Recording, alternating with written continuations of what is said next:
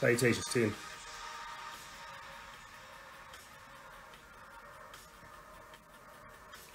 Salutations.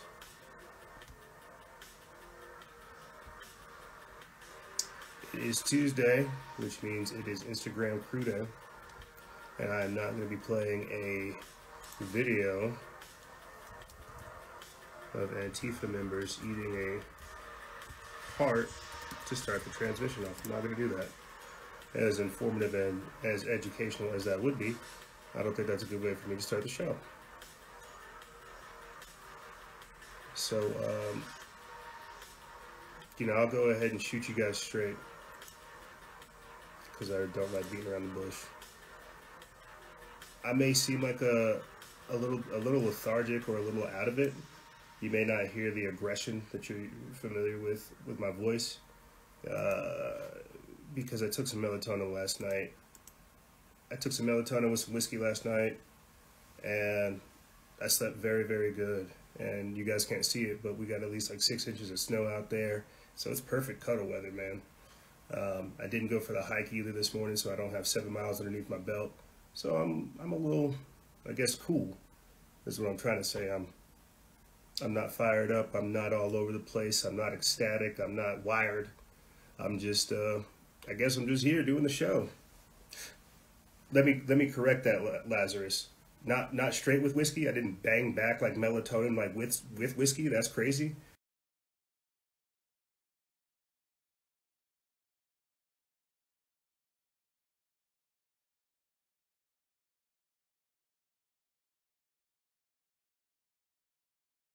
Shucks, man, I'm gonna sleep real good tonight. Let me pop an astragalus root extract and a melatonin, and then boom, I drifted off into dreamland real nice. Didn't take magnesium or CBD. Like I said, I was just having dinner, crashing, and I was like, oh, I'll just pop one, and that was that. But salutations, my friends, and thank you for tuning into this edition of Factions of Freedom. I'm your host, Noise Era, Freedom Faction, whichever one you prefer, and it is Tuesday, which means it's Instagram Crew Day, and I didn't really write down updates, like, what all's going on behind the scenes. I feel like as things progress, I'm not going to be able to do that as much as I'd like to, so the only thing I can really tell you to do is to support this operation by joining our patreon.com/exclusive /Freedom Faction exclusive members program. When you do, you support this operation. And one of the reasons I kind of want to point that out, to where I want to point something out real quick, because I'm up here talking about joining the exclusive members, support this operation, help us, help us, help us, help us. Collective Evolution recently got their page taken down on Fedbook, over 5 million fans. I think about still the work that the good folks over there at the Free Thought Project do, and even people like Julian Assange as well, and other organizations such as that, who have basically savaged themselves trying to provide information to not necessarily a undeserving audience, but to where it's not reciprocated, man. And so when I get up here and I'm like, hey, support this operation, join our patreon.com/Freedom Faction, I sometimes feel like it falls on deaf ears. And at another level, I also feel like it's not your guys' responsibility to keep us afloat, because that's an immense responsibility. And so, my mindset towards all this work that I am doing is drastically changing. I say several years of doing this type of work like it's nothing, but it's definitely not nothing. The commitment that it requires and the dedication that it requires, like day after day, week after week, month after month, year after year, is a real thing. And the discipline that comes with it is something else. And so it's a catch-22, man. You guys aren't supposed to, I'm not supposed to be dependent upon you guys to improve upon what we're doing, but at the same time, I have to improve upon myself in order to expand upon what we're doing. And so it's an interesting situation to be in, man.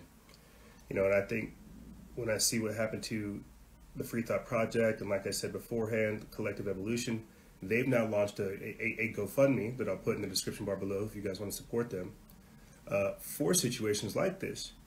And I think, God, man, must be nice to have like a following that wants to help support you. Must be nice where you have an audience that's like showing up to help you with that. Must be nice, because I'm censored. I don't know about that. I guess I could ask for money, but that's not what we're here for. And this in a weird way, this plays a huge part in what we're going to be talking about later on in the show with you guys. The building of a new system to counter the technocracy, counter-economists, conscious capitalism, group economics, and things such as this. But it's just crazy being in this position, man. It really is. We are a couple days out from the election. You already see them ramping up everything to show people, to show all the election madness that's taking place. And here I am trying to cover this type of stuff, hoping to God that I don't get censored in the several years worth of work that we've done being flushed down the toilet due to censorship. And so here's where we are, coming towards the end of 2020, doing the best we can, trying to provide you guys information, staying above air, at the same time innovating what we do so we can expand upon what we've already done and more, And so you got to ask the question. I'll say this and I'll start getting into the topics. I'll fly through them with you guys real quick. You got to ask the question of, are you guys here for the content or are you here for me? Obviously, it's a mixture of both, because but it's trying to navigate that, but at the same time not get lost, because in a sad way, not in a sad way, but in a real way, we are leaders now. We are now thought leaders. And so here we are. Here we are. It's crazy. I don't get to run to people saying, hey, what's your solution? Like, hey, what are you going to do? It don't work like that. Unfortunately, it doesn't work like that. People come to me for solutions. And that's cool, because that's the position that we're in. We're trying to diversify the information because you guys deserve it. I'll say this and I'll start getting into the topics with you guys. We may or may not be selling off our partner page, Liberation Legion, to another person in the community that is a victim of censorship. Clearly, we don't operate as heavily as I would like to on Liberation Legion, and having a following that's similar to ours would help somebody else. And so we may or may not be selling that off to somebody in the community so they can benefit from some of the secondary work that we've taken, that we've done. And so I might do like a goodbye show with them. I'm not sure, but keep your eyes posted on Liberation Legion. And yeah, I should have put this in the updates as well, that we've created a Telegram channel.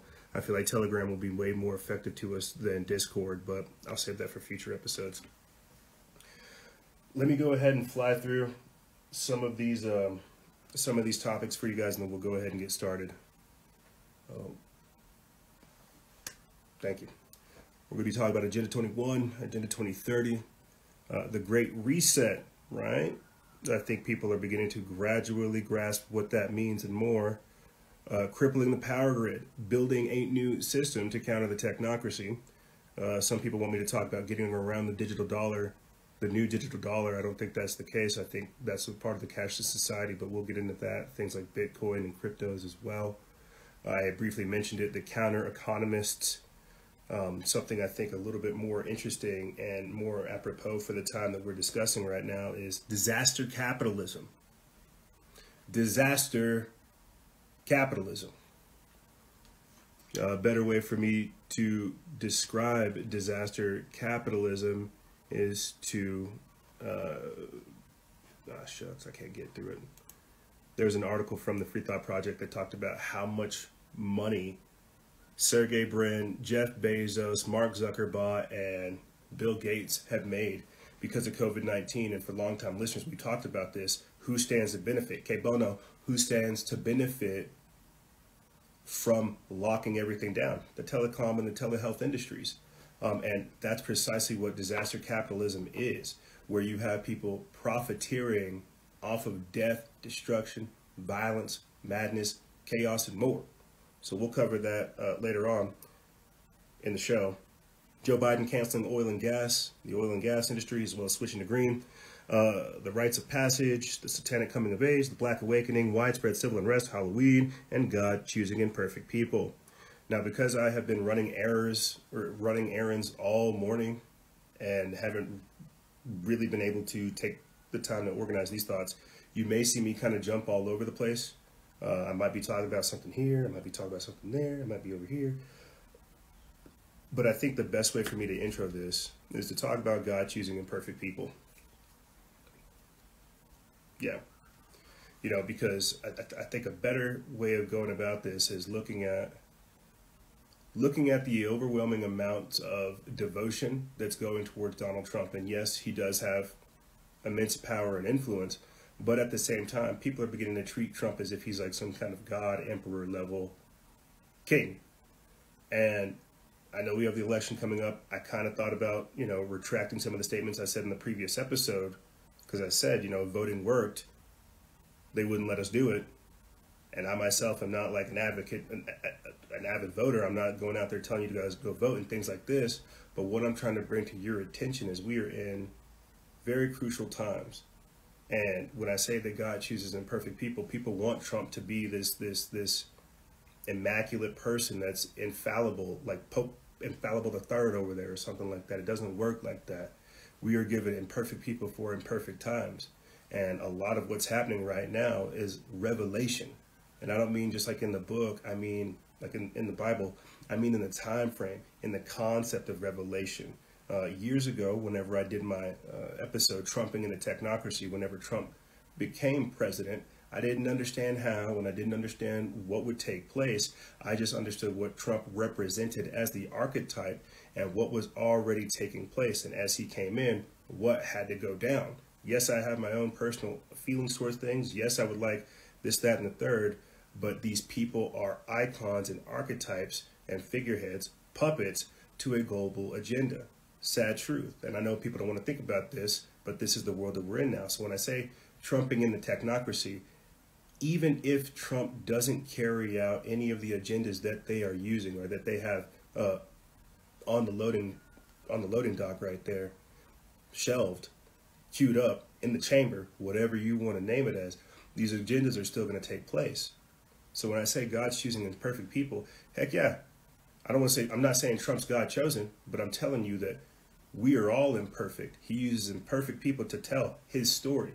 You can see how all this stuff is coming out now.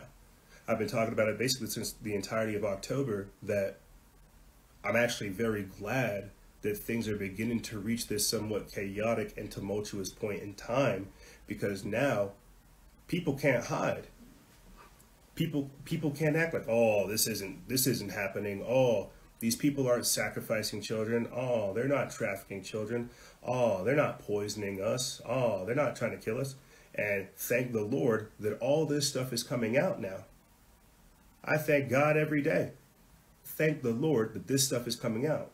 So when I say God chooses imperfect people, all I can do is refer to the situations that we've been in that have led us to this point, that have shown us how there is no such thing as perfection. It's a journey.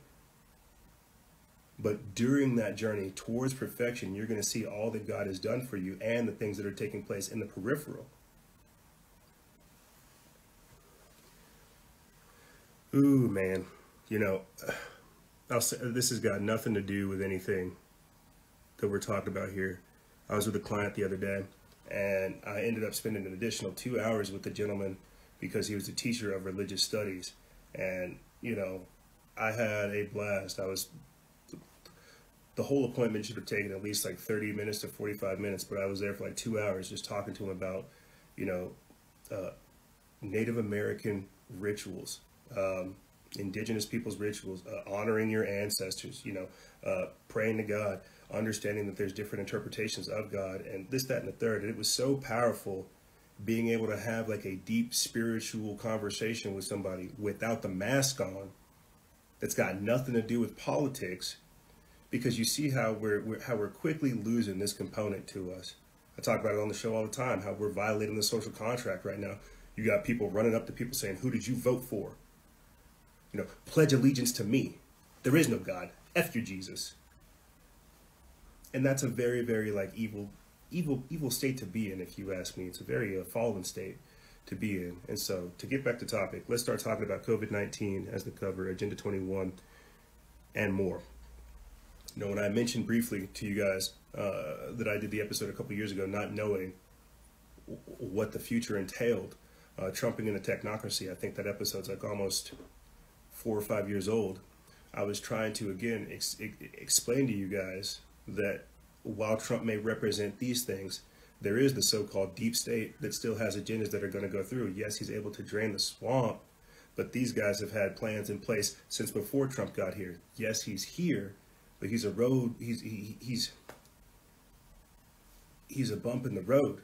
And that's why that bump in the road is all of us. He represents us. He represents these thoughts that we have. And I know people don't want to think about that, but now you're seeing that discussion come out. What is nationalism versus globalism? What is freedom versus capitulation, slavery, right? What is individuality versus the collective? And we're beginning to have this discussion on a massive scale. So when we talk about Agenda 21, Agenda 2030, and things such as this, you've got to look at how this has been in place since before we got here.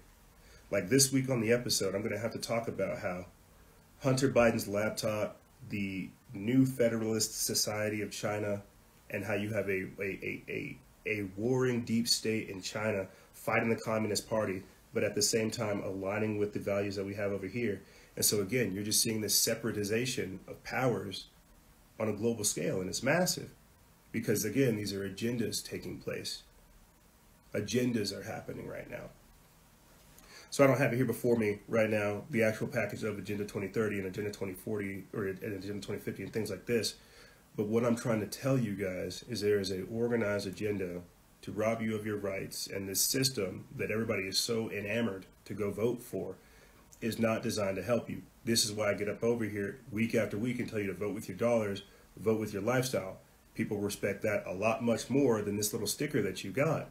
And the sad truth is, because of how polarized things are these days, these people who are saying, I voted this way, they're putting targets on their back because of how destabilized people are. My God, just last week I showed you a video of people in, I think, Boston, Massachusetts, eating like a hart in broad daylight. And this past week on the podcast, I covered it. I forget what state and city. But people are getting notes on their houses saying, hey, we see that you've got all kinds of pro-Americana gear on your house. We see you voted for Trump. We're just letting you know you're on a list, and whenever shit pops off, we're going to bomb your house. That's all. We're just letting you know you started the Civil War. And so this is insane. This is insane. I need to turn off my phone. I'm sorry, guys. I'm getting all kinds of texts and messages. This is insane. This is 2020. This is America. This is what's happening whenever people again violate the social contract. And so I'm all over the place. I'm all over the place. And I think sometimes that's a good thing because I get lost trying to explain the minutia of every little detail that is sometimes too orderly and the truth doesn't come out. You know, whenever I look at where we're at right now with COVID-19, with the election, with all these other dangerous factors that are going on right now, I think everybody can see that we are in a tumultuous period in history, that we are never going to see, that if we see a period like this in history again, it's going to be drastically worse. And that's the sad part. You know, again, the fact that you've got police and military lining up at polling stations, expecting civil unrest, like this is like, to a degree, people are enabling this. I've got to ask myself, like, who is telling these people to go out and go do these things? Who's telling people to, hey, commit voter fraud? Hey, put a list on people's houses, make a list of people's houses who have differing views of you. Hey, shout people down. Who's telling people to do this type of stuff? And I think that might even be the wrong question to ask there. Because these people are still going to do this stuff. We've got to figure out how to, I don't know, nerf these people, make them inept. I'm not sure. But the problem is we're being overrun by so much chaos and destabilization that we're being caught flat-footed. And what's going to happen is everything I told you at the start of this is going to create an overreaching authoritarian response. You know, you've got people both on the left and the right who are now victims, essentially, of police brutality, because the police is an extension of the state. It's an extension of the government. And if we don't figure out a way to change the laws and reform the police, well, then we're all going to be subject to it. Oh my God, you know, I'm getting frustrated. I'm getting frustrated. Let me come at this from another angle. Let me get at this from another angle. I'm going to read you guys about the Great Reset. I think that's a better way for me to kind of talk about all this stuff that's going on in one foul swoop. I think that's a better way for me to come at this rather than trying to hit every little detail. The reason why everything is collapsing right now is because it's being done by design. Those agendas that I was mentioning beforehand, Agenda 21, Agenda 2030, this stuff literally came out basically 20 years ago, as soon as I was a child, because they had an organized plan as to how they were going to collapse everything. They were going to have a controlled collapse, and then what they now call sustainable development, a gradual recreation. What Joe Biden has in some of his speeches, a building back better slogan, a controlled collapse so that they can control the reconstruction.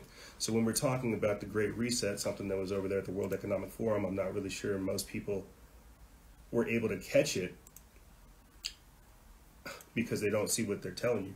They're telling you right out in the open that, yeah, no, everything that's going on right now is being done by global elites, being done by the World Economic Forum, being done by the United Nations, and it's all organized, even down to putting a mask on people, mask mandates, contact tracing, the jackbooted police just snatching people up off of the middle of the streets. All of this stuff is being done by design. That's why you're seeing it right now.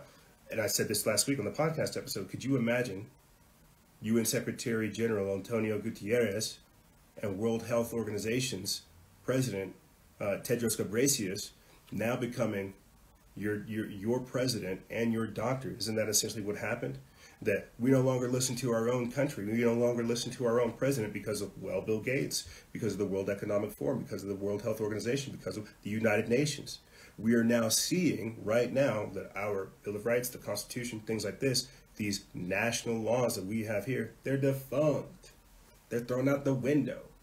And then whenever you add that whole other technological social media component to it, again, your laws, they're useless.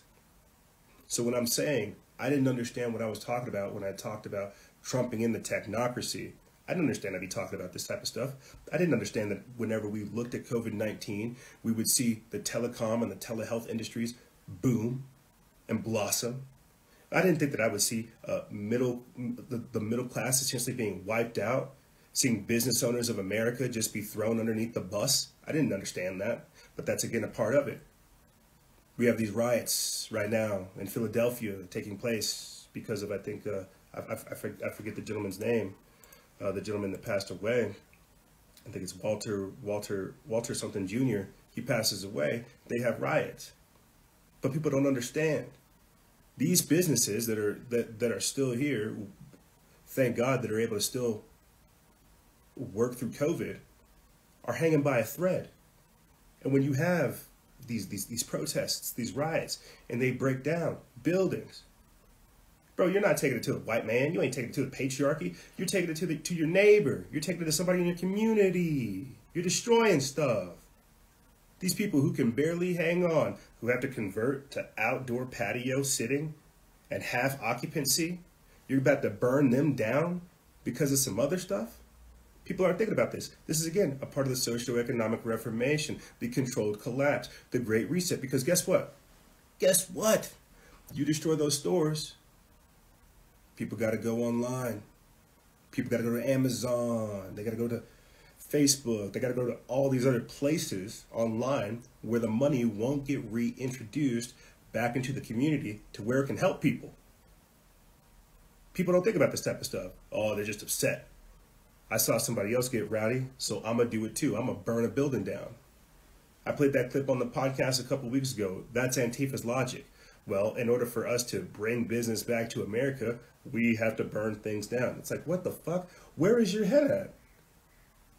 Where is your head at, and why are we encouraging this type of behavior? How has this not been reined in? So this is, again, a part of the Great Reset. Let me just read to you real quick from their own words what the Great Reset is, and then I'll continue on. And again, I'm sorry for kind of being all over the place.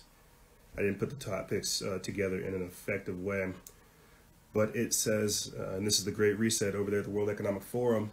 It says that there is an urgent need for global stockholders to cooperate in simultaneously managing the direct consequences of the COVID-19 crisis. To improve the state of the world, The World Economic Forum is starting the Great Reset Initiative. Okay, so they're saying, oh, we messed up with COVID. Oh, shucks. Looks like nobody can work. Oh, nobody's able to pay us. What can we do?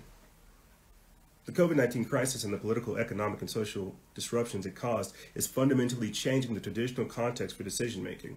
The inconsistencies, inadequacies, and contradictions of multiple systems, from health and financial to energy and education, are more exposed than ever amidst a global context of concern for lives, livelihoods, and the planet.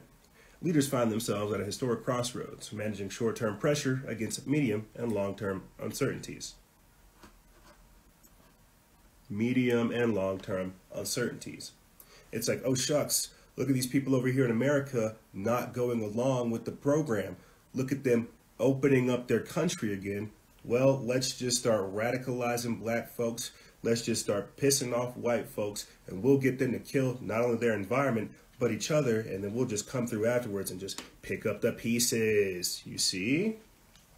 Now it's talking about the opportunity. It says, as we enter a unique window of opportunity to shape the recovery, this initiative will offer insights to help inform all those determining the future state of global relations, the direction of national economies, the priorities of societies, the nature of business models, and the management of a global commons. Drawing from the visions and vast expertise of the leaders engaged across the forum's communities, the Great Reset Initiative has a set of dimensions to build a new social contract that honors the dignity of every human being. And then it goes on to talk about joining the Sustainable Development Impact Summit. So, did you catch what I read right there? They said, ah, shucks, man. COVID messed up a lot of things. Great. This provides us the opportunity to take advantage of it. Like Hillary Clinton says, don't let a good crisis go to waste. Things are horrible right now. It sure would be a shame if we were able to get global stockholders, businessmen, politicians, corporations, and more on our side so we could help shape the recovery. Like what Joe Biden said, building back better. Get that? I hope you did. Before I continue on talking about the Great Reset, remember a couple of weeks ago we talked about, or a couple of months ago, I covered it on the show and on Instagram Live with you guys, the DHS sounding the alarms for a potential EMP attack that took place right around the election period, canceling out the ability for us to really figure out who won the election. So how does that tie into the Great Reset? Well, call me a nerd, but I guess I think of a light switch.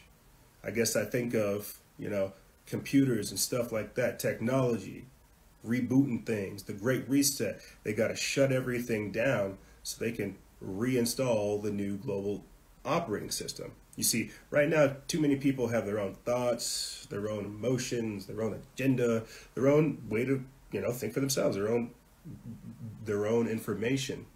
We need to get everybody on the same page. And you heard a lot of these talking points come out pre-COVID or during COVID, that COVID allows for us to create a global consciousness, that because of COVID, we are now all a part of the same system. Do you get the globalization that I'm talking about? The stuff that's happening in the peripheral that people don't really want to talk about? The things that they can't really see?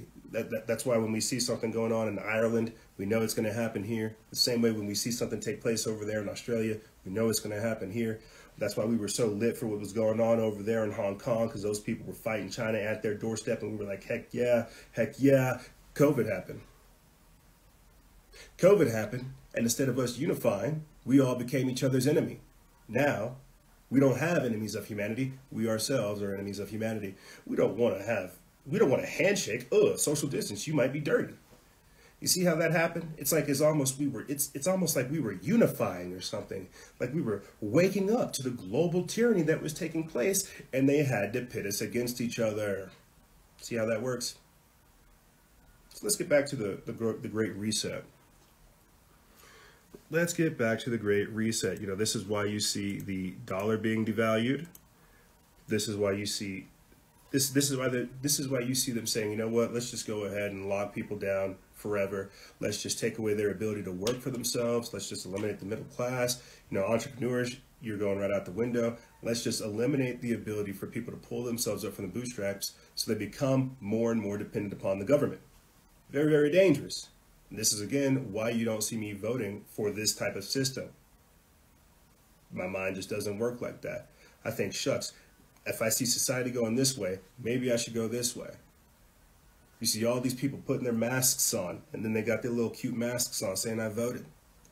And I can't help but think, good for you.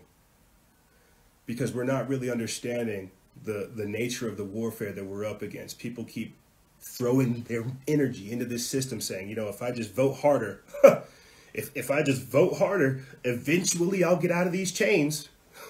If I just keep voting harder for this system, eventually they'll take the chains off. And it's like, you really think that? I envy such delusional thinking because I don't think that'll be the case. You know, politicians only recognize lobbyists, and what do lobbyists represent? Corporations. What those corporations represent? Money. What does that money represent? An agenda. The problem is we don't have an agenda. We're unorganized. We're still paying into this system that's designed to rob us of our rights, and we're like, how is the system getting stronger? Because we're not taking their power away. And that's what's so crazy about the landscape we're in right now. You have people that say, you know what? We need a bigger government. You know what? People need less rights. You know what? Let's tax them even more. Let's destroy their ability to think for themselves, work for themselves, and make them even more dependent upon the system. So I got to switch up talking about this because obviously you guys know how I feel. You know how I feel. Let me talk about building a new system to counter the technocracy.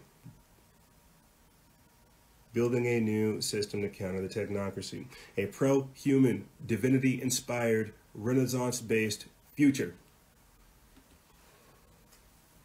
Not one where you're like, well, if I just, work hard, the government will provide me a job, they'll provide me housing, they'll provide me a paycheck, they'll provide me everything.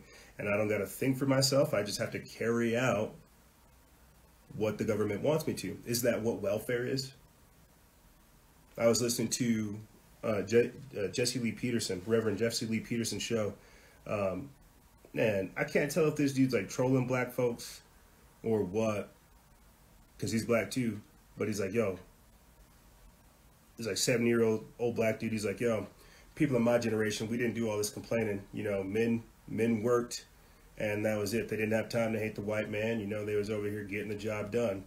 They didn't need representatives to speak for them. The civil rights movement was one of the most dangerous things that could happen for black folks, because now you have the same thing that we have now with Black Lives Matter, a whole bunch of white knight liberal people thinking that they know what's best for black folks, organizing them together to get them to hate a whole nother group.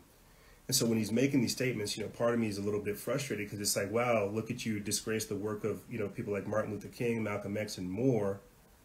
And then he talks smack about Reverend Al Sharpton and Jesse Jackson and things such as this, these pimps that take the black community and use them for their own means.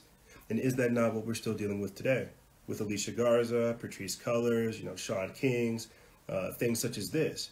George Soros, I freaked out a couple weeks ago with you guys, where we had the Black Futures Lab, a pro-communist Chinese organization, as well as George Soros, a Hungarian-born Jew, and now a Chinese organization, saying they know what's best about the black people. It's like, the fuck? No, y'all don't. You don't understand me. You don't understand our plight. And so when I'm talking about all these things, you have to understand that this is how history rhymes. This is why you have to, again, not expect a system that's designed to nerf your ability of success to give you success. It's like when you win the lottery, the government's not like, oh, let me double that money up for you. The government's like, where is my cut? Taxes, bitch. Where it at? And so you wanna pay into that? You want that to help you more? Like I said, just keep voting harder, and eventually they'll take those chains off. So how do we build a system designed to counter the technocracy when I can't even get people to, support us via Patreon? It doesn't work like that, because some people are so enamored encumbered by the weight of having to do things that they've been disenfranchised from their power. They think, shucks, I don't want to eat crap for a couple months. Maybe if I just keep waiting, eventually I'll get my success. You know, this is a much deeper issue than I really have time to kind of talk on, man. Because what you're really talking about at a certain level is the psycho-spiritual configuration of people.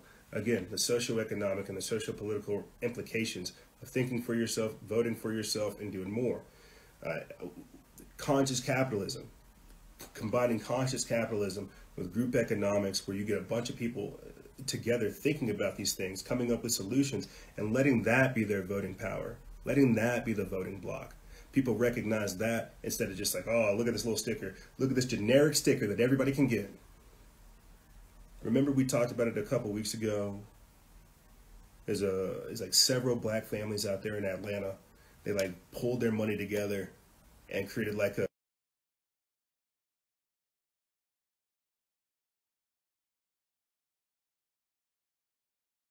a city, and this is their own words, a city that is safe for black people. And I know that kind of sounds wild, but is it? Creating a Wakanda, I know that doesn't sound wild, but is it? Detaching yourself away from the system, knowing that it's not really going to give you your fair share, so you go create your own system. Is this not what civil libertarians say about social media censorship and more? Oh, dude, if you don't like your own platform, just go get your own. Bah, because it's that easy, right? Because it's that easy.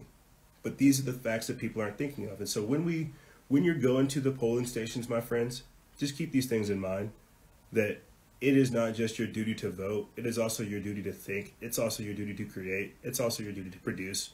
Not just take. Not just stand there with a hand wide open saying, hey, what can you do for me? But ask yourself what you can do for others. Ask what you can create that's going to supersede you. What are you going to leave behind? Not what you're going to create so you can, again, give more power to people who are undeserving, but what you can create for yourself.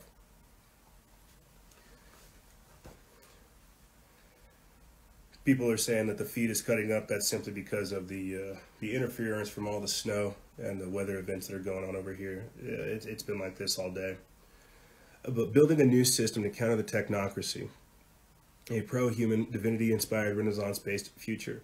Longtime listeners understand that this is something I've been trying to carve out for the entirety of this podcast and the entirety that you guys have like heard me talk on these issues. Is our values are all bass-ackwards. We're not thinking appropriately. We still think that this system is designed to help us. We need to take power from this system because they work for us, and we need to learn how to embolden ourselves. I think a better way for me to kind of come at this is to just go ahead and bite the bullet and tell you that in the future, you're gonna have Bitcoin, you're gonna have cryptos, you're gonna have the social credit score system, you're gonna have the cashless society style system, but it's gonna be based on a different style, a different merit. And what I mean by that is, imagine going to work where you're able to, I don't know, purify the water, okay, and then you get paid for how well the water tastes. And if the water drops below like a certain purity level or a certain pH level, well, that's going to show up in your economy. Like when I covered the Zebellian topic, Generation Z rebelling from this system, doing everything I'm talking to you about right here, detaching themselves, not wanting to be a part of the system, but making themselves so separate and sovereign and recognized that they have to be dealt with. This is the type of stuff I'm talking to you about. To where sad truth is they might commandeer water treatment facilities, they might commandeer certain patches of land, and the same way that we saw in Chaz and Chop, they might make it better. Now I know Chaz and Chop, the Capitol Hill Autonomous Zone, the Capitol Hill occupied protest area, I know that's not a good example, but when you look at everything else that's going on with that, it's a much deeper issue. It's people saying that they are fed up with having a tyrannical system step on them. And the Pentagon has wargamed this back in 2018. I covered it. You guys can go listen to the episode. They wargamed this. They said that in mid-2025, you're going to have a separatist society that becomes so powerful that it's going to be able to impact the global structure. They're going to be called, and again, one man's terrorist is another man's freedom fighter, transnational criminal organizations. Simply because these people don't want to be a part of this overreaching, dictatorial, tyrannical society. And so the very thoughts I'm talking to you right here, the things I'm saying to you are going to be considered terrorist threats and criminal activity, because this system wants every fucking penny from your life. And you are chattel. I'm chattel too. Why you think I'm saying, oh, if we just keep voting hard enough, eventually they'll take the chains off? They won't take the chains off. They won't. And you have to understand this. And so right now, we're in those beginning stages of having society like divide and separate. When I talked about this with David Nino Rodriguez, and we talked about just on the western part of America separating because of all this political nonsense, that's just cover. That's just cover. Those are FEMA districts. This is, again, regionalism. People have to understand that this is, again, a part of Agenda 21 and Agenda 2030. This is so sophisticated, what I'm trying to drill down to you guys, that we will never have enough time. And that's why even as we run up on these things, I'm still trying to say, listen, this is what connected to this. This is what's going to happen with this. So back to the separatist movement that's taking place. You already see it happening. And it's the civil war that's brewing in our own country. But make no mistake, this very same civil war is brewing in everyone else's country as well. And these transnational criminal organizations, these freedom fighters, these informational terrorists, these thought criminals, these people that don't want to be a part of this type of stuff are having conversations right now, and they are building a system to counter the technocracy. I don't know if it's pro-human, divinity-inspired, and Renaissance-based. That's what I would want. But they're having these type of thoughts right now, saying, you know what, we need to divest from this. We need to pull away from this because it's not going to get any better, and we know it. And there are some people who have already reached who have reached that resolve and are not acting on it. It's the simplest thing to say. But let me touch back on, again, that system, you know, where you're able to basically get paid for the amount of work that you put into the earth. You could call that sustainable development. You could call that renewable energy. You could call that renewable technology. But again, this is another topic that we talk about on the show quite frequently. The idea of them trying to sell us free energy, because my God, from, you know, hydroelectric to thermal to, you know, wind energy, there's so many different ways that we could be living in this world so much different. We operate off of materialistic and finite sources of things, and they deteriorate over time. That's why they're able to put dollar signs on them. And as they deteriorate, they get bigger, you know, cost and demand. And so what I'm trying to talk to you guys about is radically changing how we approach stuff. Where a painting, where somebody who creates like a beautiful, masterful painting is the equivalent to having your farm being taken care of for the next month. And I know, again, that doesn't make sense, but it's changing how we go about stuff. I had mentioned it earlier: conscious capitalism, group economics, right? How to turn $1,000 into, say, a garden, and into, you know, a farm, or into like a self-sustaining business that has zero carbon footprint, zero net emissions, and all this type of stuff. But this is again a much deeper thought process than I have time to get into, and I just kind of want to put this out there for you. People hold on to stuff that ain't real. It's the stuff that's not real that you should hold on to, because all this stuff here is finite. It gets over it. It dies. A concept I want you guys to think about, and I think it's a better way for me to say an entrepreneur, but a counter-economist, right? Because I'm always telling you to vote with your dollars, vote with your lifestyle, and to think with this. A counter-economist, you know, having your money tied into renewable energy, as I said before, solar technology. I'm going to get my money invested in anti-EMF, Wi-Fi shielding clothing and stuff like that, stuff to help block out these frequencies and more. But this is, again, what people aren't thinking of. They think, oh, well, if I get $1,000, maybe I'll get me some new Jordans and like a PS5 and it'll be all right. Stupid bastard. You're not thinking straight. You're not thinking past your own ego.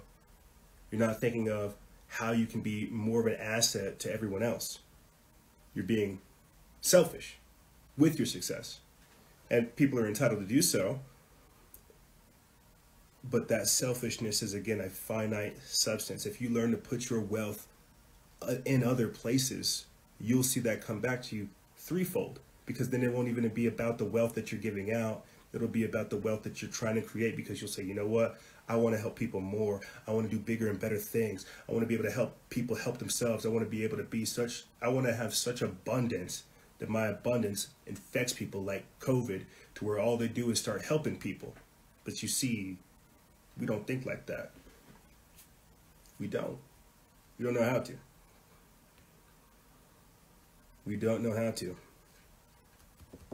And so, again, a lot of the things I'm talking to you guys about right now, it may either go over your head, it might sound like I'm rambling, it may not even make sense to you, but we'll touch on these things again, because this is, again, a part of renewable energy, sustainable development, Agenda 21, Agenda 2030, building a new system to counter the technocracy, not paying into a fucking system designed to rob you of your rights, standing up for yourself, defining yourself, asking yourself, what can I really contribute? Oh, we hear it all the time.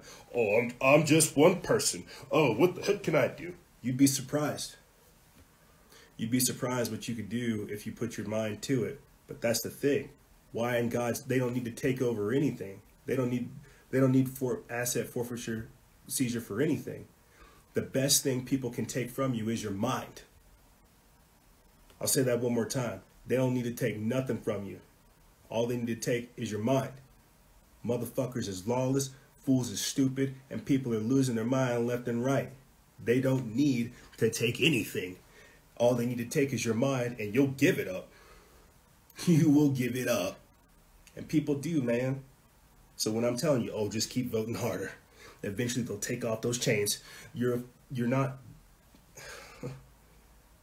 you bit into the lie. You bought the hype. I get frustrated. Oh, you're one person. So am I. I'm one person. Everyone's one person. My God, stop being such a sad sack. Pull yourself up by the bootstraps and realize that this crisis, like many people say, has created such opportunity, but our minds are not configured to think of it as such. You know, I had on Josh of Truth and Vibration a couple years ago, and he hit me with some knowledge that I think I'm like literally spitting on now, and that's why I have to say it, because my brain works that way. He said, you know, EJ, we don't have the technology that we're wanting to, you know, to where we can buy locate places where I can be half here and then half like in Japan. We don't have that type of technology yet to where we can, you know, restore people's health, regenerative technologies, advanced technology, because, well, bud, our minds aren't there. Our minds are not capable to comprehend the type of technology that we need to get us out of the situation we're in right now. I know people want me to talk about, oh, election fraud, you know, the election, violence and destabilizing events, madness, bedlam, chaos, and mayhem, and all these things. But that's all destruction. Our minds are not geared towards thinking about positive and productive things. How can we really put our hands into the earth, put our spirit into the earth, and to build something here? Oh, should I talk about Bitcoin? Should I tell you what to invest in? What the hell are you going to do with the money? Besides go make more and spend it. We're not thinking of how we can be an asset. Thus, we're becoming a liability, which is why everybody wants free everything. This is such a, again, such a tumultuous time to be in, that all we can really do is use this crisis as an opportunity to think about how we can do better. And this is exactly what the World Economic Forum was doing.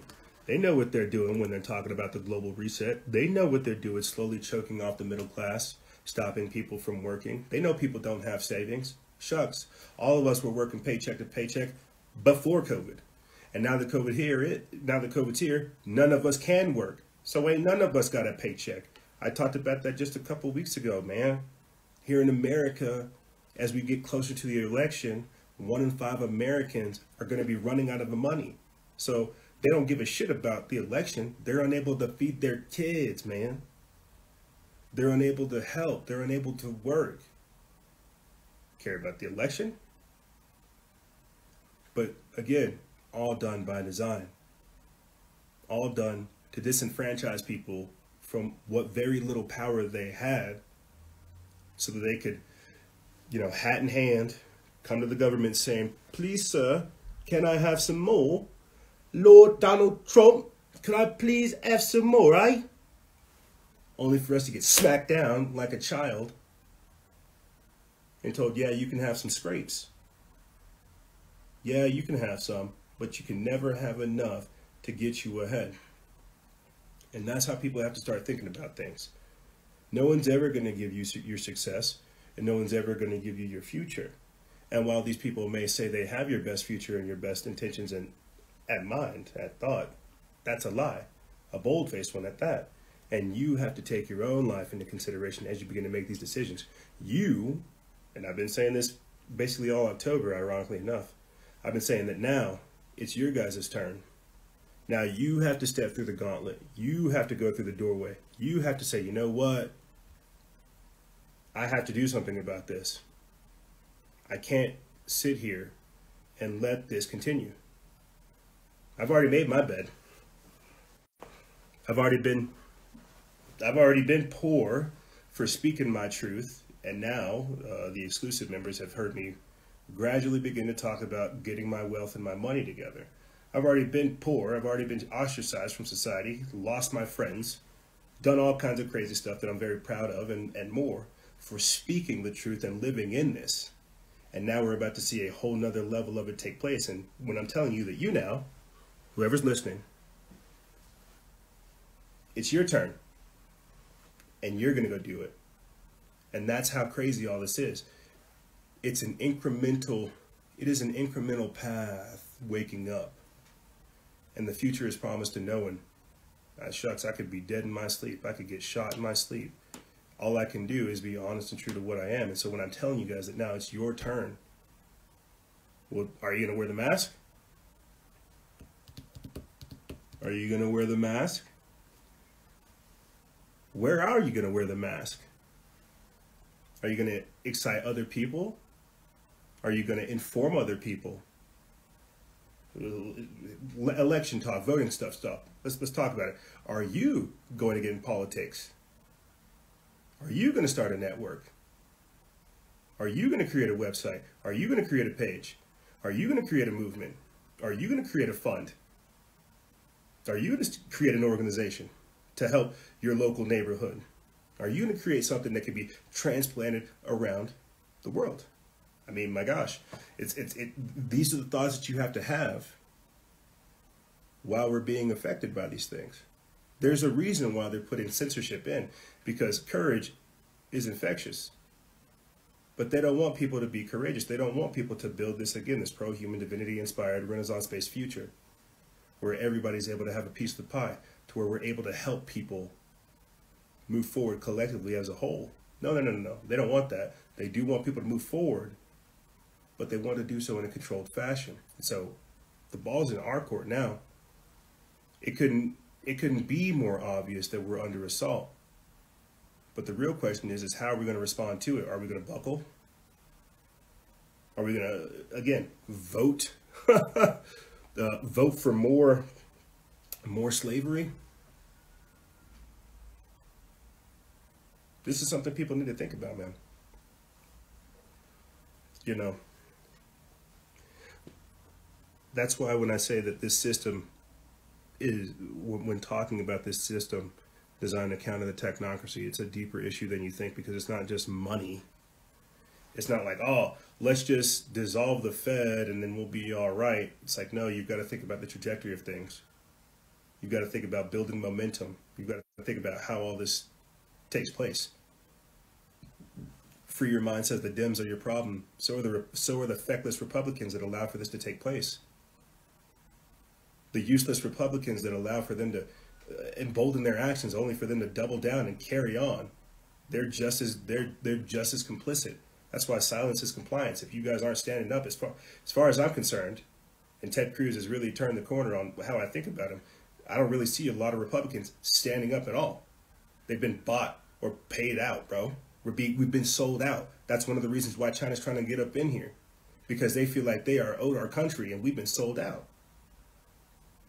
And you don't see, that's why the Republicans aren't doing anything, man, because half these people have been bought out by China. Dude, my God, it's the left-right paradigm. That's why I've explained it, the breakdown of law and order, and how we're seeing like a spread of things take place.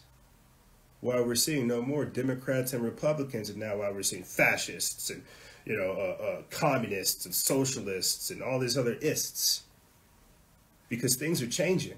Our views. That's why you hear it all the time. We're not our grandparents, because it's a different ball game.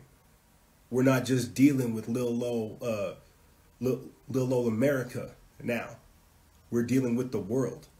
And so when you look at your thought process and the things that you do, well, it's not just tied to your backyard. It's tied to, well, how's this going to impact the global scale? You see, we don't think about this. That's, again, that American ignorance of ours, where we don't think that what we do here has an impact in China.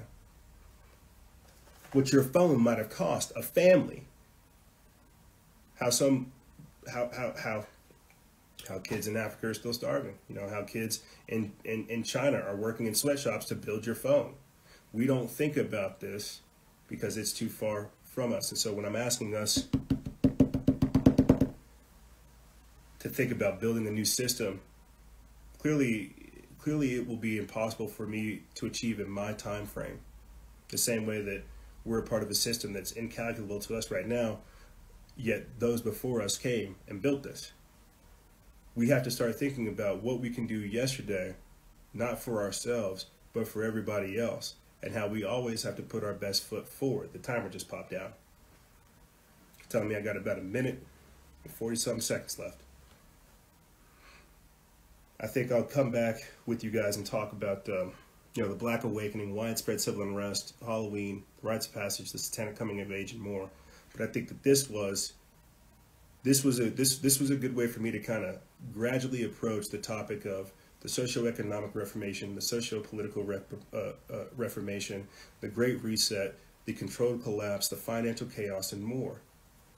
I think that this was a weird way for me to kind of encapsulate how we are all being affected by COVID-19 and more in so many unseen ways, that the only way for us to make it through it is to adopt this new system. But that's the thing, is we have to figure out how to use this crisis as an opportunity for us to inject our own viewpoints into the narrative, instead of just allowing for them to tell us what to do. We got to start thinking different. Like they say, man, you keep playing these stupid games, you're going to win you some stupid prizes. And we can't do that. We got to start making surprises. We're going to take a quick break. And when we come back, we're going to be joined by you guys and more, going over other topics, things such as the Black Awakening, widespread civil unrest, election meddling, and more. Give me like 5 minutes or so and I'll be right back. I gotta go feed the mutts. We're gonna take a break. We're gonna be joined by you guys and more on the other side. Ladies and gentlemen, don't go anywhere. This is Freedom Faction over here on Factions of Freedom. And we'll be right back right after this.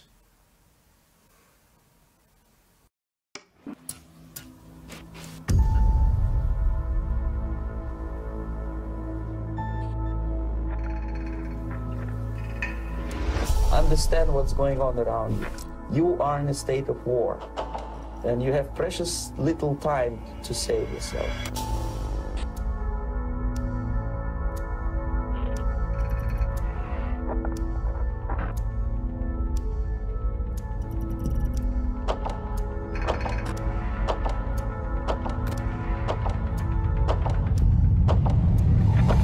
It's a slow process which we call active measures. The first stage being demoralization. It takes from 15 to 20 years to demoralize a nation. The next stage is destabilization. What matters is essentials: economy, foreign relations, defense systems. The next stage is crisis, with a violent change of power structure and economy, period of normalization. This is what will happen in the United States if you allow all these schmucks to put a big brother government in Washington, D.C., who will promise lots of things, never mind whether the promises are fulfillable or not.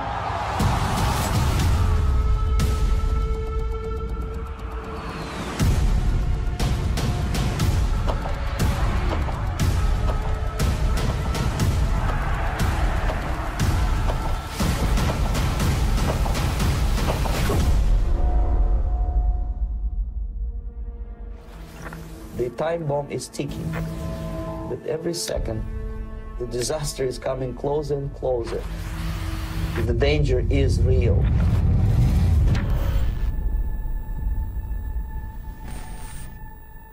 In a world where secret powers are at play, where nothing is as it seems, one brand of clothing gives crusaders of truth a voice. One brand in the fight against terror, deceit, and destruction. We are not merchants of fear. We are not a parody of free thinkers. It was almost like they ignored it because they wanted it to happen. I occasionally think how quickly our differences worldwide would vanish if we were facing an alien threat. This season, get ready to awaken the masses. Forget the politicians. Politicians are put there to give you the idea that you have freedom of choice. You don't. You have no choice. You have owners. They own you.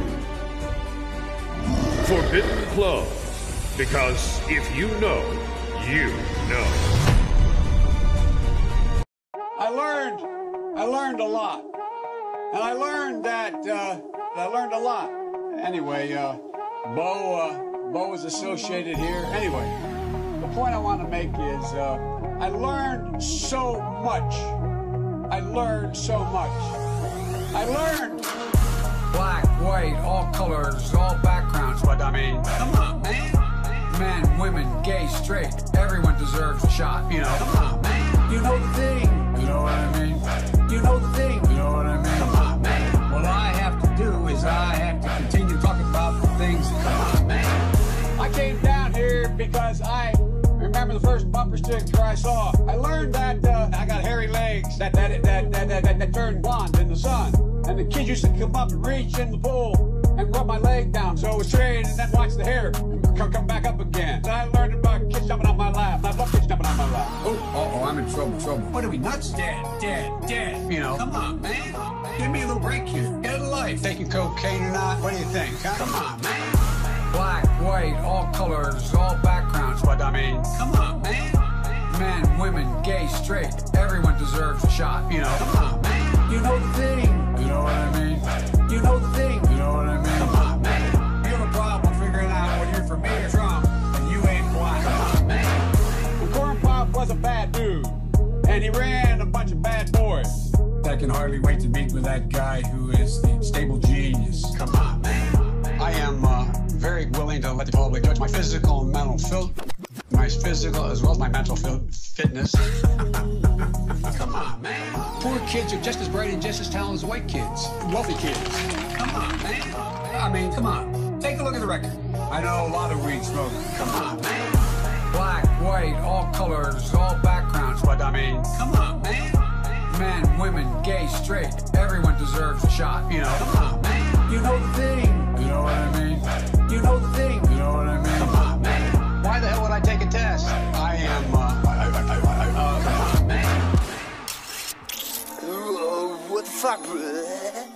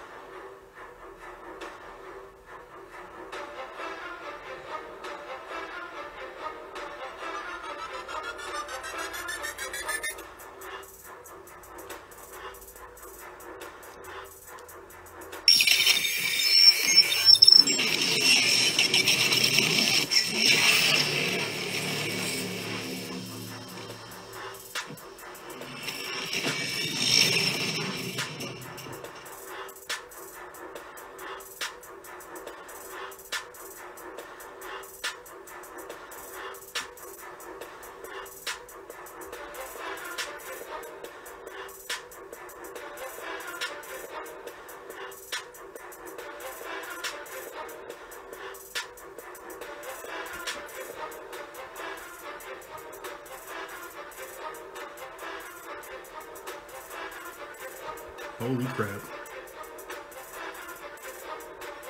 Let me see if I can get this over here to you guys. Before, oh my God. Before starting this episode, I put up a post. Hunter Biden sold us out. Scumbag. Yeah. Put this up before coming onto the air with you guys. Hunter Biden confesses partnership with China spy chief. He fumes after he and Joe are named as criminal witnesses. Let me see if I can get this audio clip up here for you guys. Live time. Don't take it from me. Let's hear it from this whore's mouth. I mean, from this horse's mouth. There we go. Here is Joe Biden's son, Hunter, the scumbag Biden, talking about his Chinese ties. I get calls from my father to tell me that the New York Times is calling, but my old partner Eric, who literally has done me harm for I don't know how long, is the one taking the calls because my father will not stop sending the calls to Eric. I have another New York Times reporter calling about my representation of the, literally, Dr. Patrick Koh, the fucking spy chief of China, who started the company that my partner, who was worth $323 billion, founded, and is now missing. The richest man in the world is missing, who was my partner. He was missing since I last saw him in his $58 million apartment and signed a $4 billion deal to build the fucking largest fucking LNG port in the world. And I am receiving calls from the Southern District of New York, from the U.S. Attorney himself. My best friend in business, Devin, has named me as a witness without telling me. Crazy. I'll be sure to go over that this week on the podcast episode. You know, I wanted to play that because going into the break, or as we finished the last segment, I went on a rant about how we've been sold out. You know, somebody made a comment about, oh, it's all the Democrats' fault. And I'm like, hold up. It's the feckless Republicans, too. And then I have to take a step back and say, listen, this is the left-right paradigm. We've been bought and sold. And the clip that you heard right there is Hunter Biden, Joe Biden's son, confirming that indeed he does have Chinese ties with partnerships with China. And this is just the most recent incident. We're not talking about the relationship that the relationship that Hillary Clinton has. We're not talking about Bill Clinton. We're not talking about the Bushes. We're not talking about Obama. We're just talking about Biden. And so this is just the economic stuff. Last week, we talked about all the other sketchy stuff that was on his laptop. I have a clip here that I'm debating whether or not I want to play it.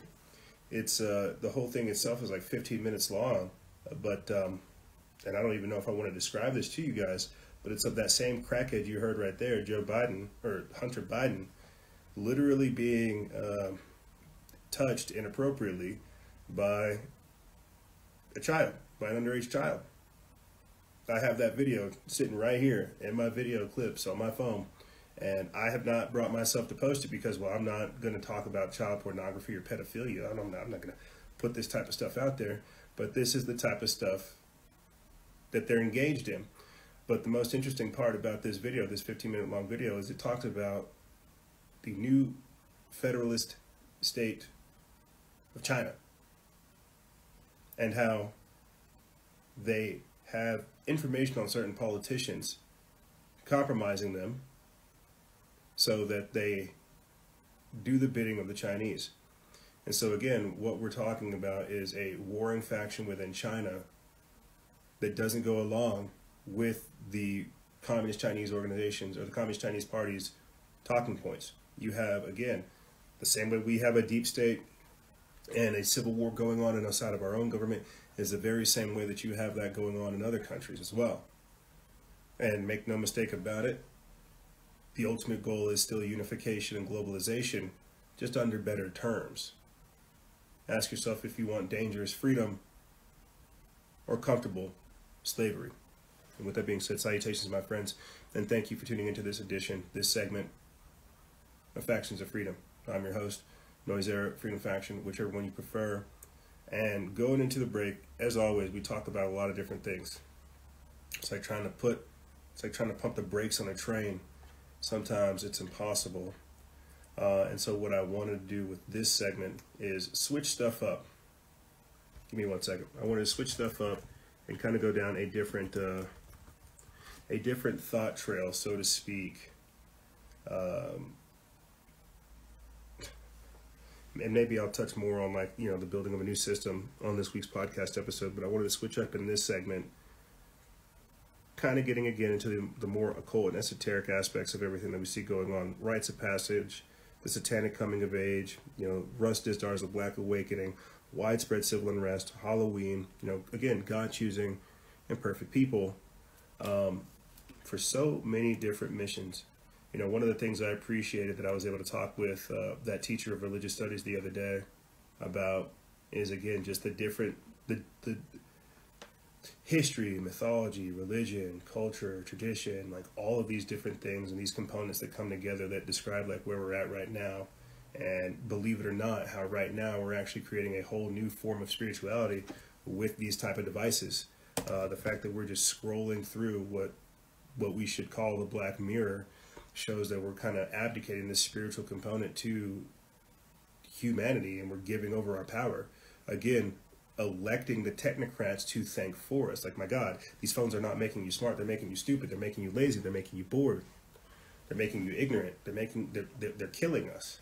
And because people are like, oh, it's perfectly fine because, I got my news. Oh, it's perfectly fine because I can Grubhub. Oh, it's perfectly fine because Amazon, Netflix, bruh, Game of Thrones, style.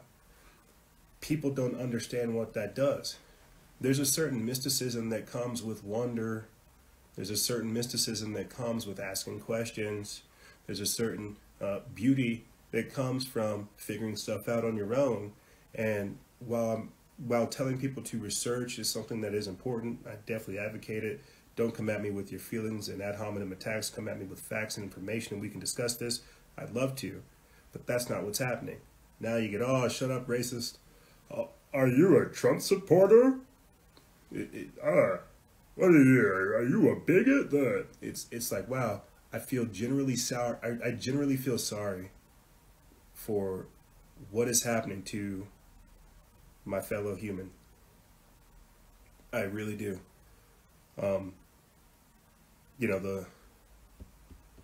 The destruction of like our spiritual component is so sad to witness.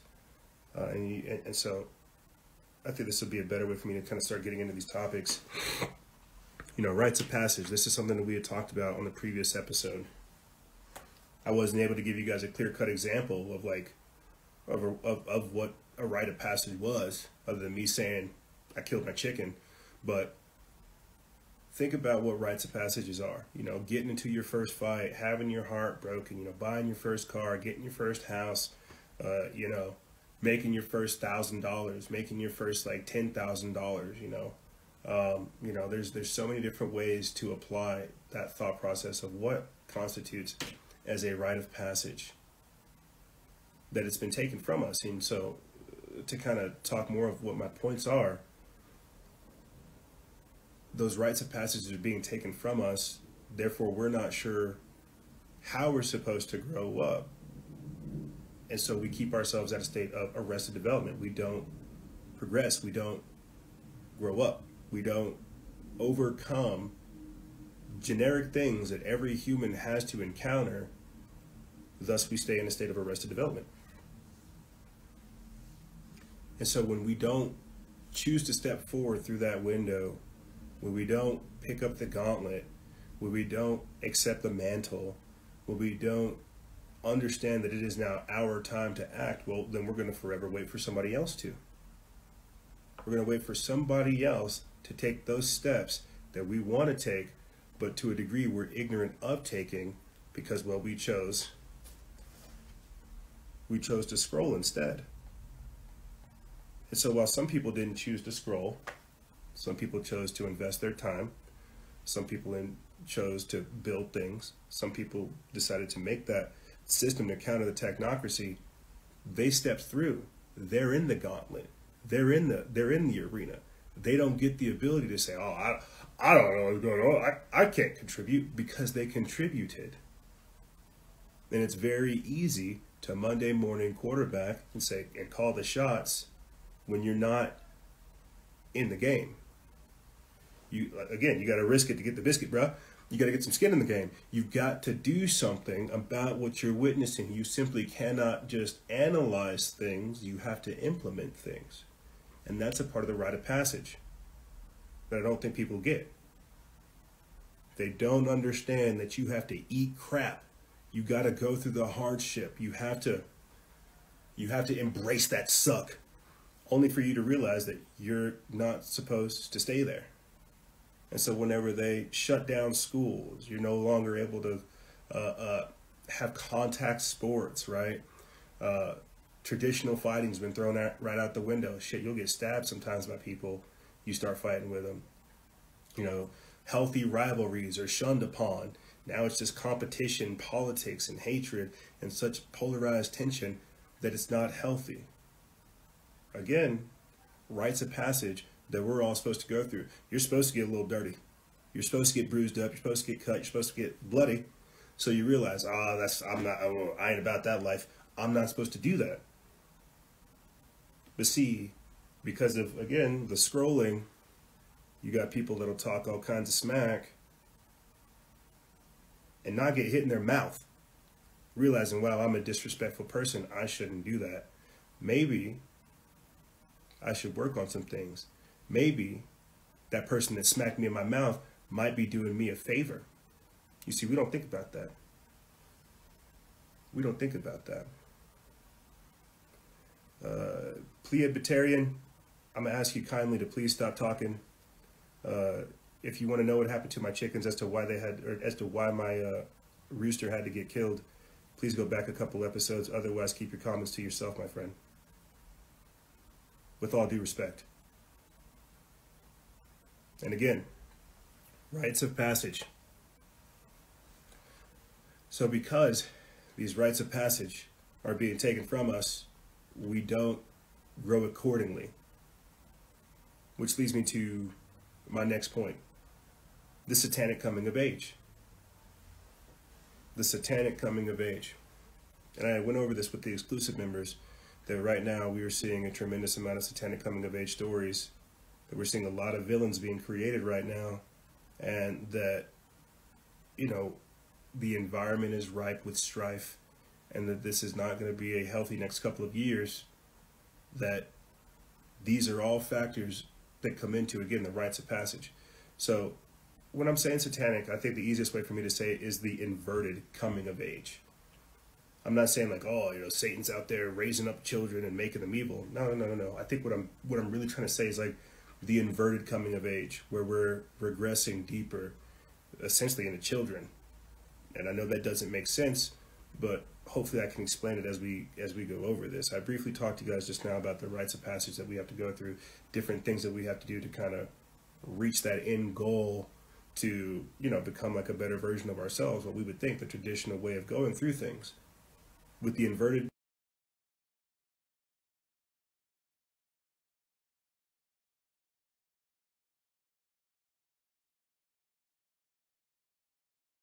approaching life right now, to where people are saying, you know what, I don't need to go outside, I don't need to work, I don't need to do anything, but I deserve everything. Babies deserve everything, children deserve everything, but grown adults who are fully capable of making their own decisions, they don't deserve anything other than what they go out there and go get. And so when I'm talking about the Satanic coming of age, well, this is why you have people, lowlives, scumbags, people that haven't really done anything, making demands and taking things from people who have gone out there and done things. It's inverted. It's satanic. It's evil. It's bass backwards. It's not making sense because it's the inverting coming of life. Oh snap, Lori, what are you doing over here on Instagram? What are you doing over here on Instagram, Lori? Oh my God. Lori. Shout out to Lori Alexander of the Underground Resistance Network, now the Global Watchman News Organization. My God, Lori, what are you doing here? Oh my gosh. For people that don't know, that haven't been listening for several years, Lori is one of the people that helped me get into this. Oh, you're stalking me? You need to stop. You'll just hear me talking crazy stuff.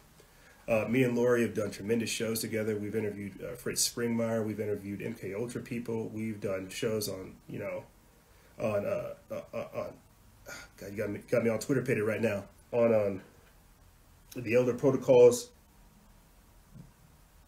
the Protocols of the Learned Elders of Zion. My God, Lori, it's so good to see just your name. And I know that sounds weird, but it is so good to see your name. I'm talking about Rites of Passage, the Satanic Coming of Age. I'll be getting into Russ Dizdars of the Black Awakening here shortly. Widespread Civil Unrest and more. Yeah, don't worry, everybody. This is going to be posted. It's going to be posted on this page. It's going to be posted on the Instagram, TV, as well as our podcast. Lori, you got me all Twitter-pated. Oh, my God. She's the equivalent of my podcasting mom. You know, if she did not pull me onto her show and have me do like 4-hour shows with her and her team covering these type of topics like left and right, I would not be able to be here before you guys doing this type of stuff. My gosh, Lori. Ooh. Oh, Lori. Yeah, join. Here, press the button, Lori. Press the button and try to join into the live. I'd love to just chit chat with you. My God, you got me all Twitter-pated. I was trying to do a whole thing. I hate when this happens. Friends come in here, they get me all Twitter-pated, knock me off my cool. I'm trying to be all smooth and shit. And shucks. While you try to figure that out, I'm going to try to get back up on a groove, and I would love to have you join me. This is the segment to have people join us. Oh, man. So the Satanic Coming of Age. Well, that's cool. If you only have a few minutes, that's fine. We can always schedule for next week, or I can come on your channel. Oh man, you got me on Twitter-pated. Yeah, I'll message you after this. I will message you after this, Lori, and we will schedule a time to do a show. Thank you so much for stopping in. Oh my God.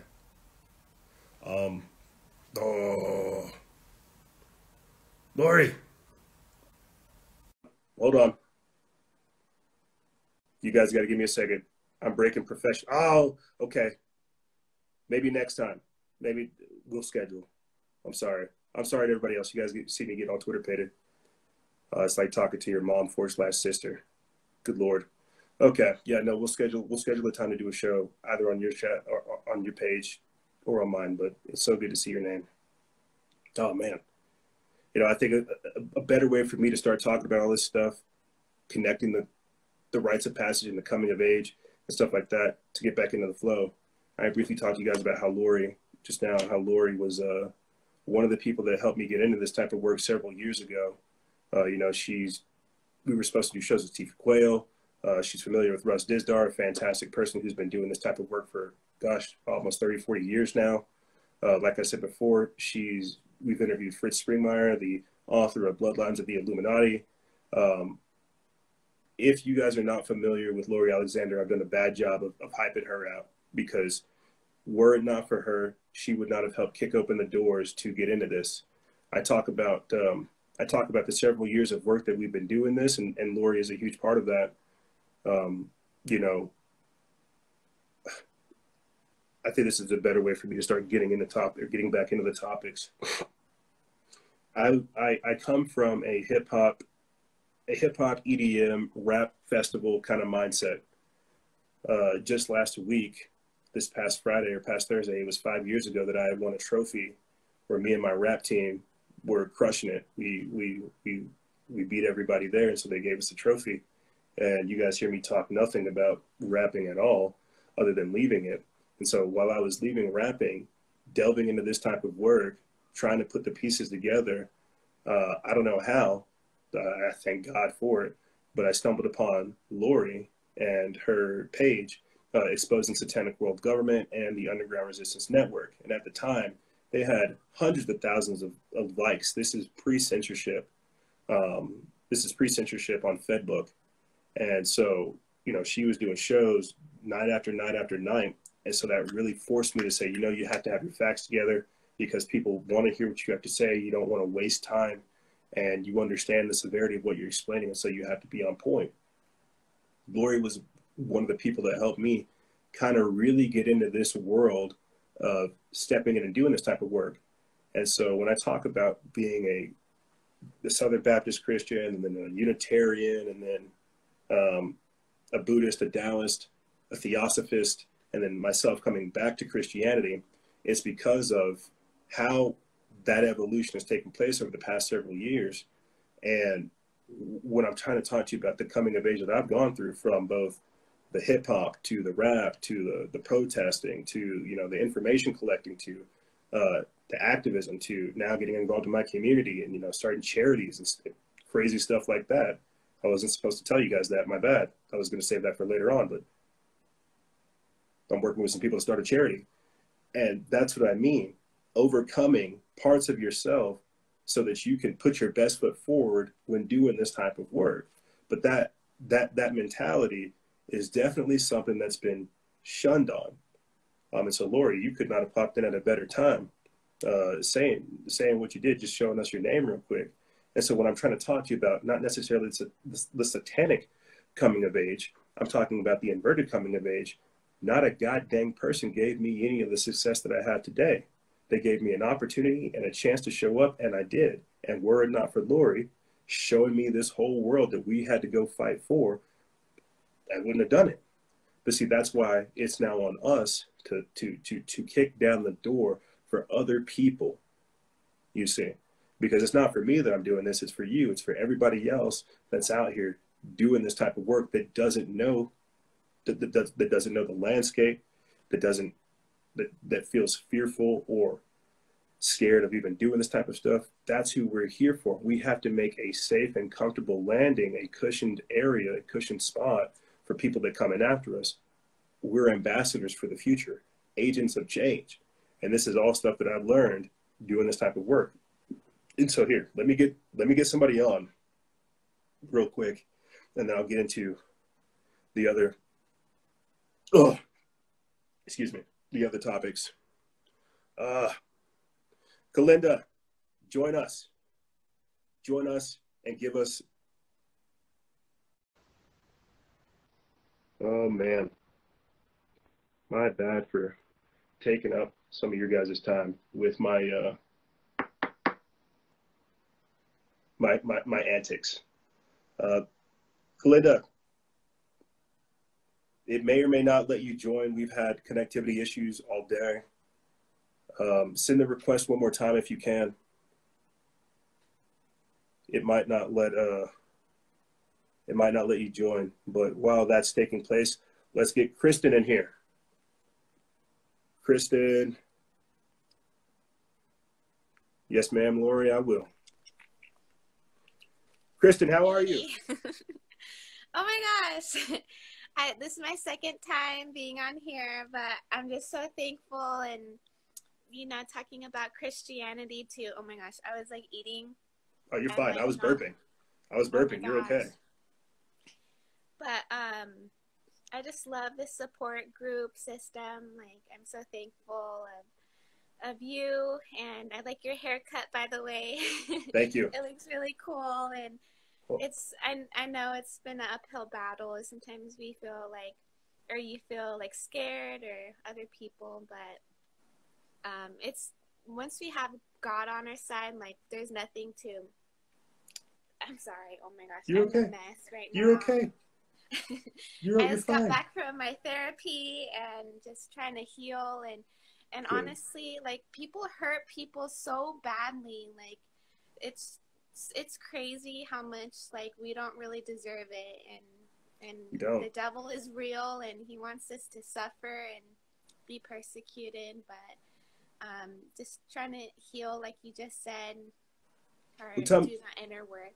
Tell me about it. Did somebody, because people are rude, and sometimes I think a lot of that comes from miscommunication, people not being able to effectively express themselves or control their emotions to where they're able to talk about it appropriately. And so they say things that are offensive because it kind of gets lost in translation.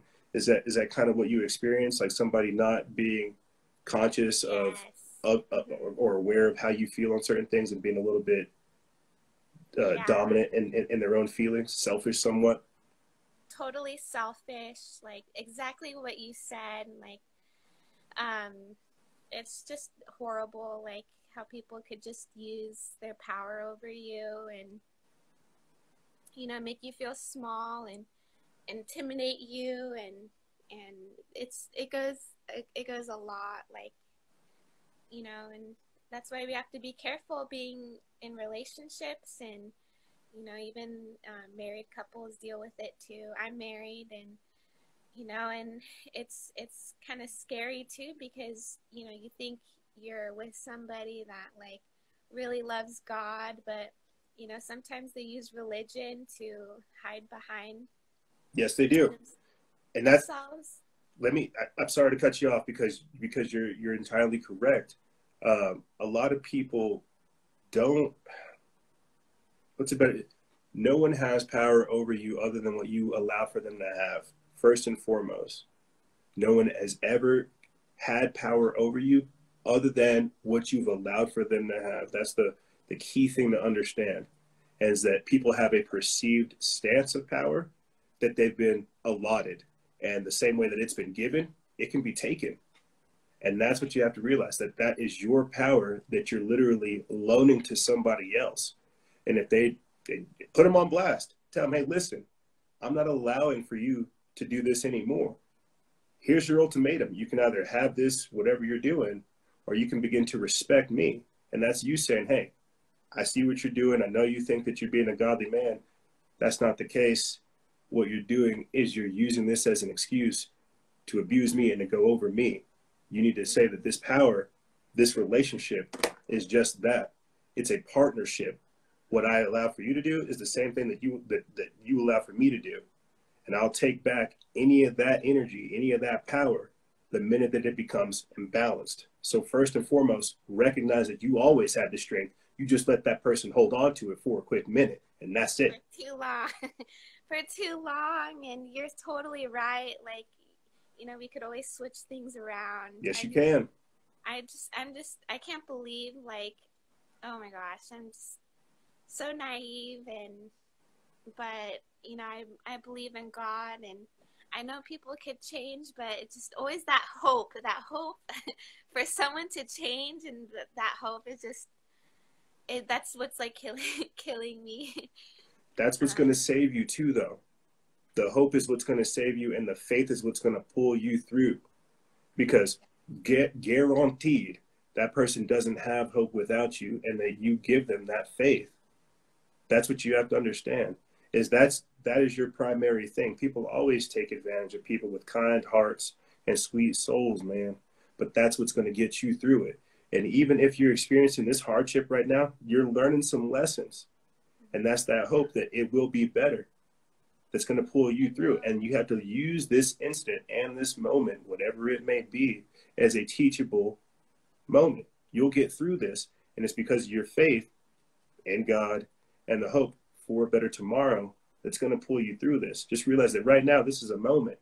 Again, a moment that you allowed for this to take place. And I'm not saying it's your fault.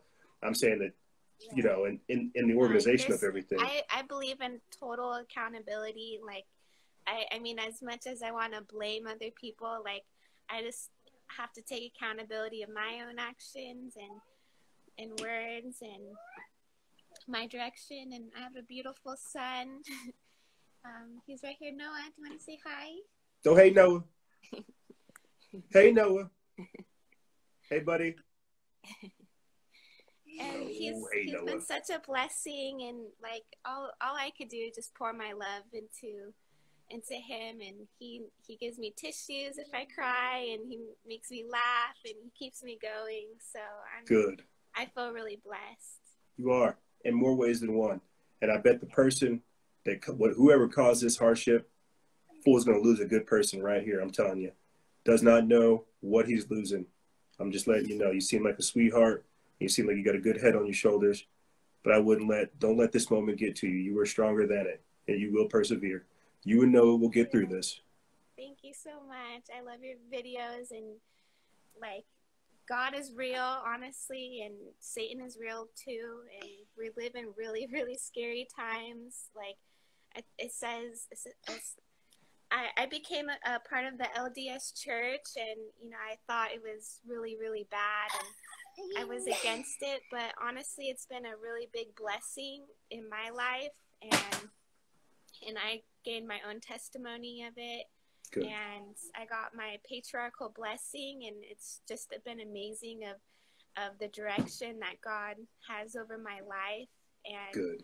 I just feel so much peace and listening to General Conference, and it's honestly like a really good like church. Like honestly, I couldn't be more happier. But there is a lot of religions, but as long as you have God and Jesus Christ in your heart, and he's the one, and we are in scary times, but what it says is that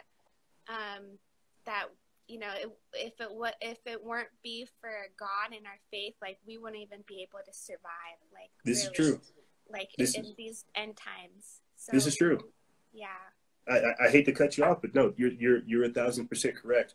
I went on like a 5 to 10 minute rant during the second segment of last week's episode on the podcast of how I thank God every day that I don't have to know people from Hollywood, that I don't care about people in Washington, that I get to know people like the folks over there at the Free Thought Project, or Derek Rose of the Last American Vagabond, or people like Joe Martino of Collective Evolution, or the Minds Unleashed. I thank God every day that I know real people who know what's actually going on and who have committed their life towards this type of work and helping other people, but don't expect a cent back. I thank God every day that we get to distance ourselves away from vile and wicked stuff. I don't know if you paid attention to the first segment, but I said, you know what? Again, I'm thanking God that these times are coming out because it's showing people where they really operate from.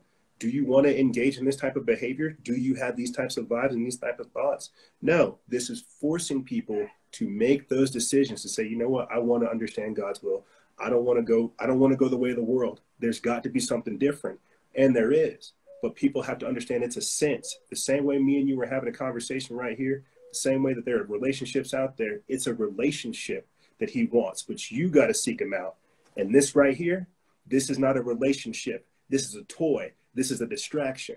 And so I thank God every day that I am able to be here in this capacity, doing this type of work, understanding him that much deeper.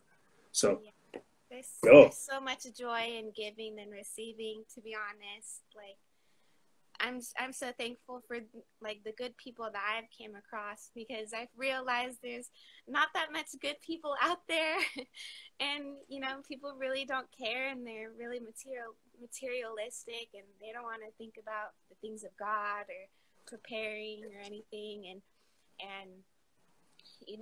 I'm thankful. I got my food storage on. My food storage is good. I have. Oh, you got your food too? Yeah, we got what is it called?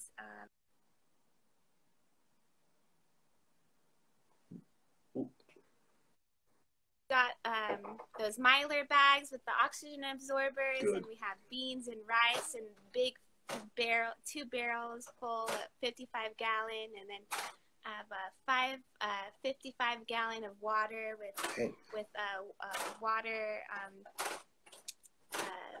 protector or whatever in it. But good. I'm just like, really, like, we really need to prepare, like, more spiritually than temporarily, I think, like, because once we're gone, and we'll be in the spirit world or wherever before the judgment day.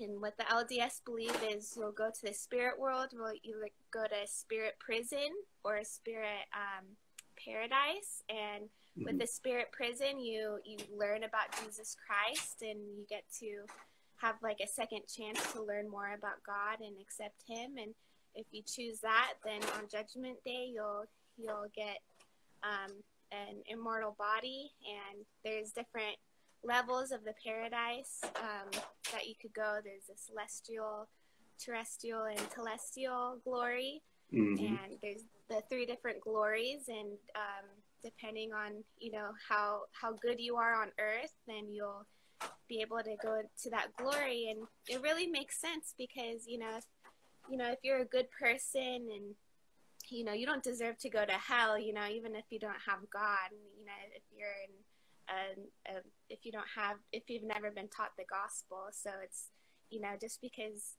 that happens, so you'll be placed into a lesser of a glory. But I just want to be close to God and close to Jesus, and I hear that. And that's really what heaven is you're close to God. You're very close. And you know, hell is like an absence of Jesus Christ. So if you choose to not, you know, be with Heavenly Father, you won't really be with him in the highest glory. But well, Kristen, oh man, we could keep this chat up like all day.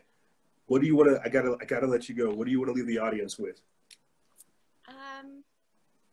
There's nothing, like, I just want to leave with, there's nothing that anyone could do to really take away what you have with God. And you know, even if we get persecuted or whatever, we still have our freedom in the Lord. And I'm just thankful, like, every day of having good people around me that care and that want to really help other people out. And that's why I see on this page is everyone's really loving, and I'm thankful for your devotion and your time. Like, I don't know how you do it, but it's a battle and it's hard, but thank you. I just want to say thank you.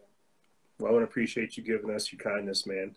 I feel like we were running pretty rugged for a second there, and you came in with some sweet words, so I appreciate this, Kristen. Thank you. Thank you.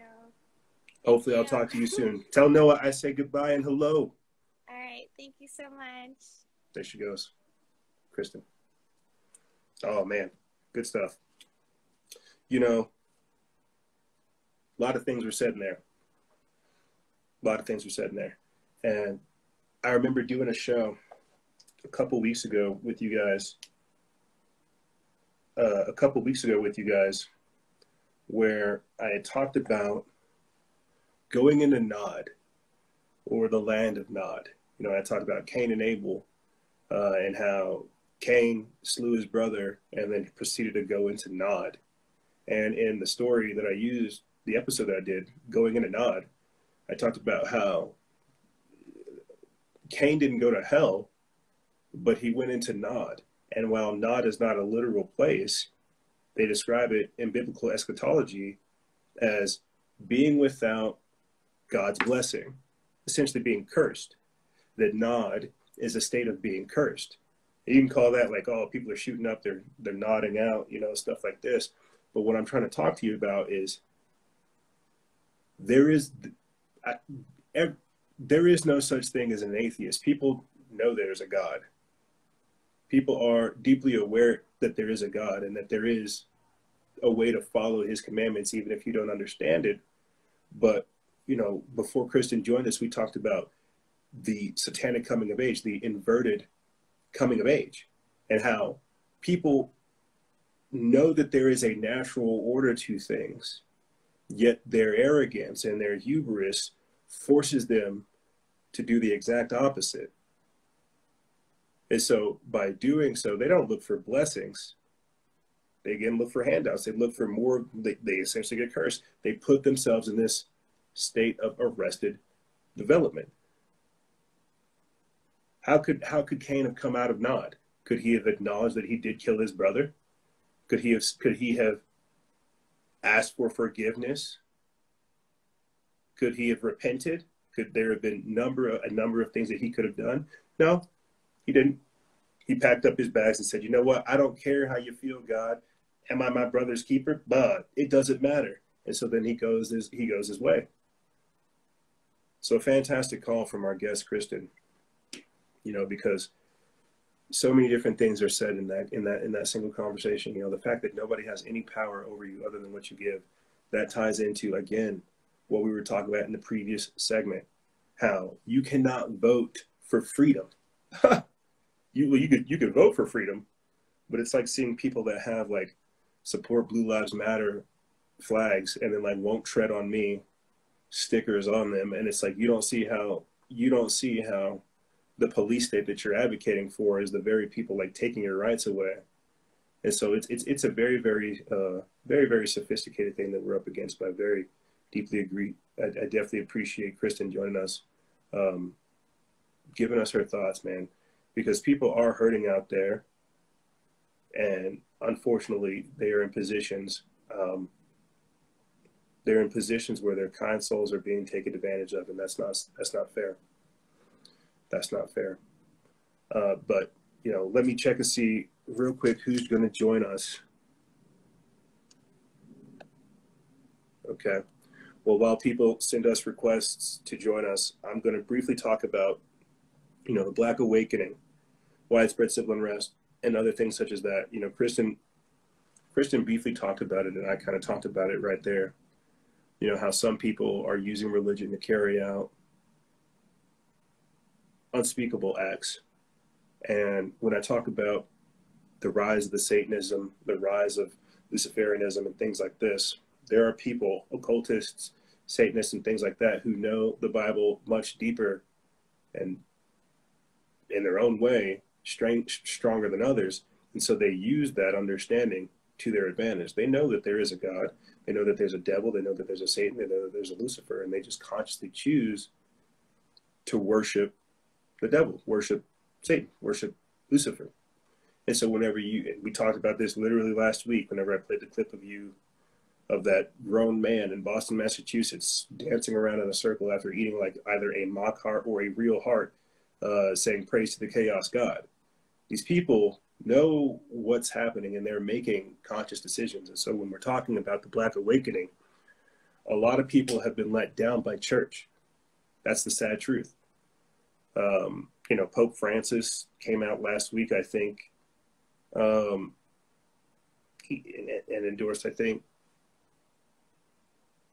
it was same-sex marriage, I'm not sure. But a lot of people have been let down by the church. And I think right now people can understand that there's something going on like with the church, and that it's becoming more and more worldly and more politicized rather than, you know, separating itself thereof. And when we talk about, you know, again, the Black Awakening, the psycho-spiritual configuration of modern humanity, we really have to look at how we've kind of been positioned to really give up spirituality. You know, they corrupted the churches. They rewrote the Bible. They removed God from school. They destroyed any real connecting of us to history that makes us understand that there is a God making things happen. And it's just so sophisticated. I mean, my God, even if we start talking about the giants, you know, from the Kandahar giant to the red-haired giants of North America, to the Smithsonian cover-up of the giants that's still ongoing, you know, the very fact that that is a real reality, it gives credence to the Bible. It shows validity towards the Bible. But the fact that this talks about this, giants being there before and after the flood, this is a part of that chronology. But they can't have that. They can't have the Bible validating things. So they have to rewrite history, the very same thing that we're seeing right now with censorship and fake news and misinformation. It doesn't matter if I'm literally playing you a clip of Hunter Biden saying that he's got tapes and business deals with China. In the future, they'll be able to obscure that. And that's what we're talking about. We are in the Bible's future right now. And so when we talk about Revelation, when we're talking about events coming to pass, people are only looking at it from their, 20 years, 30 years, 40 years here, instead of looking at the obvious cover-up, the manipulation, que bono, who stands to benefit from distorting the word of God, manipulating history, and so on and so forth. But, oh, you're just one of those Bible thumpers. You're just one of those Bible thumpers.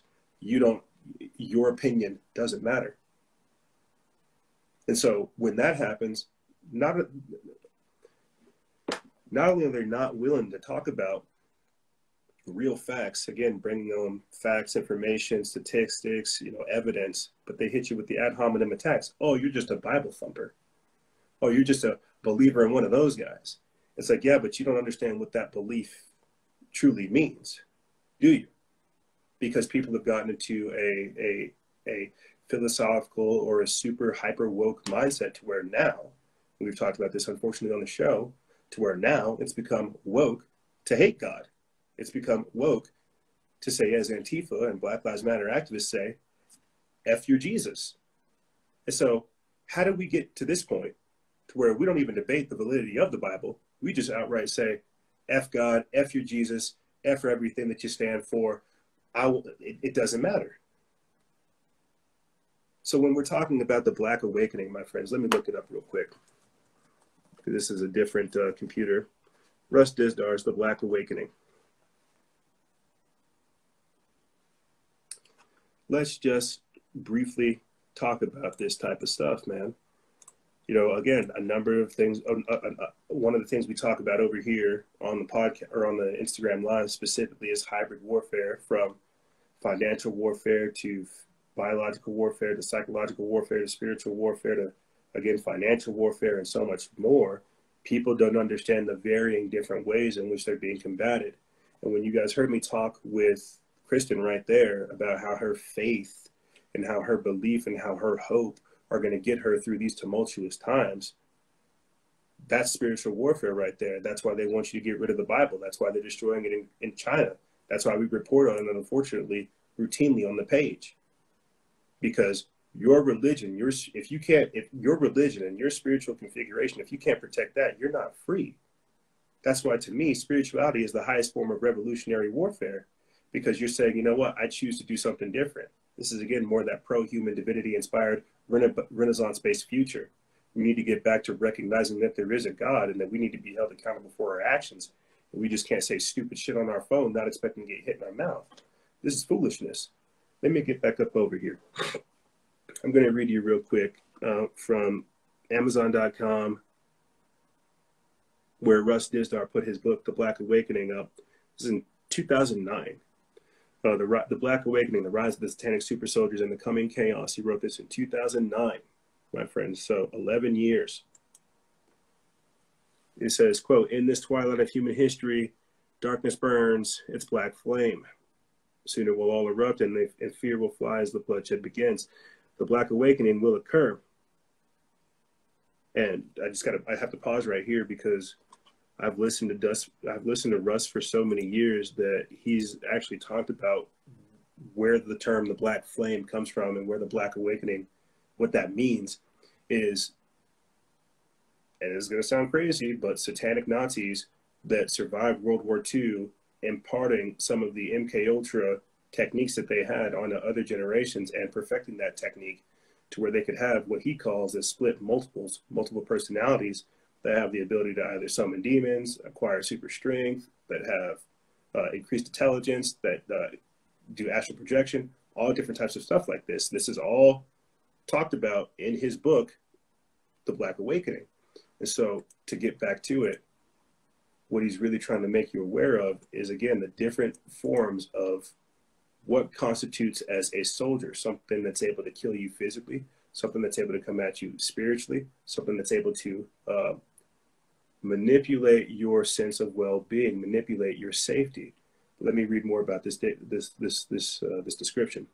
It says, "For them, those who served this long, cold secret, it has to.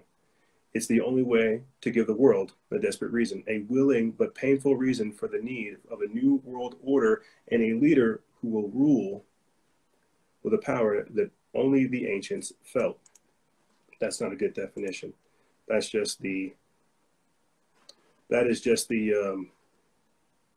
Amazon description, because it goes on to talk about the roots of Antifa, the roots of the modern Satanist movement, and so much more.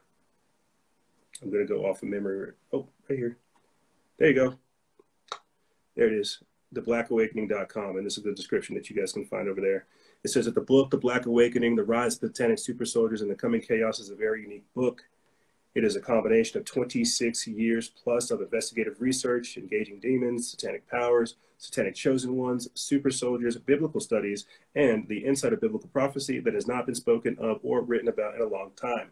Much of the Antifa, Marxism, the charged writings, and the modern day Satanism are sitting on the foundations of a darker, bloodier base.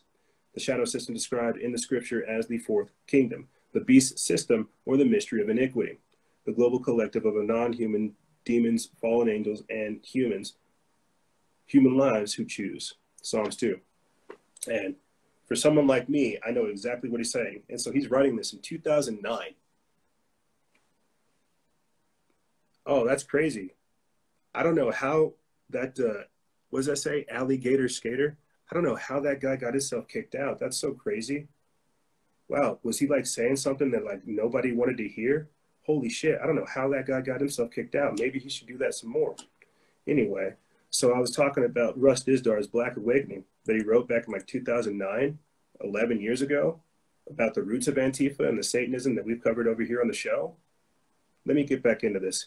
It says that this book includes an overview of the rise of dark deception, the rise of satanic ritual abuse globally, the process of creating subpersonalities, program shooters, MK Ultra, monarch mind control, the master race agenda from the Nazis, the infiltration of the church and society, dark satanic rituals in high places, the rise of the Antichrist and his troops, the weaponization of demonic powers for global chaos and anarchy, and the real reason for Armageddon, the coming fulfillment of biblical prophecy, and so much more. Now, literally, last week, I printed out.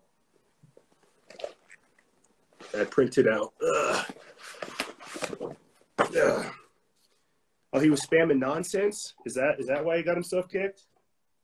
Wow, it's like I almost watched it but didn't want to watch it. So he was chatting up nonsense and got kicked? Shucks.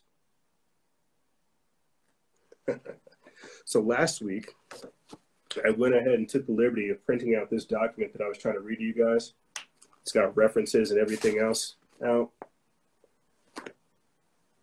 Oh, Dos Pueblo Realtor. That's crazy. Everybody's just getting the band block party today. So this, what I'm about to read to you guys again, it also comes from the National Center of Analysis of Violent Crime.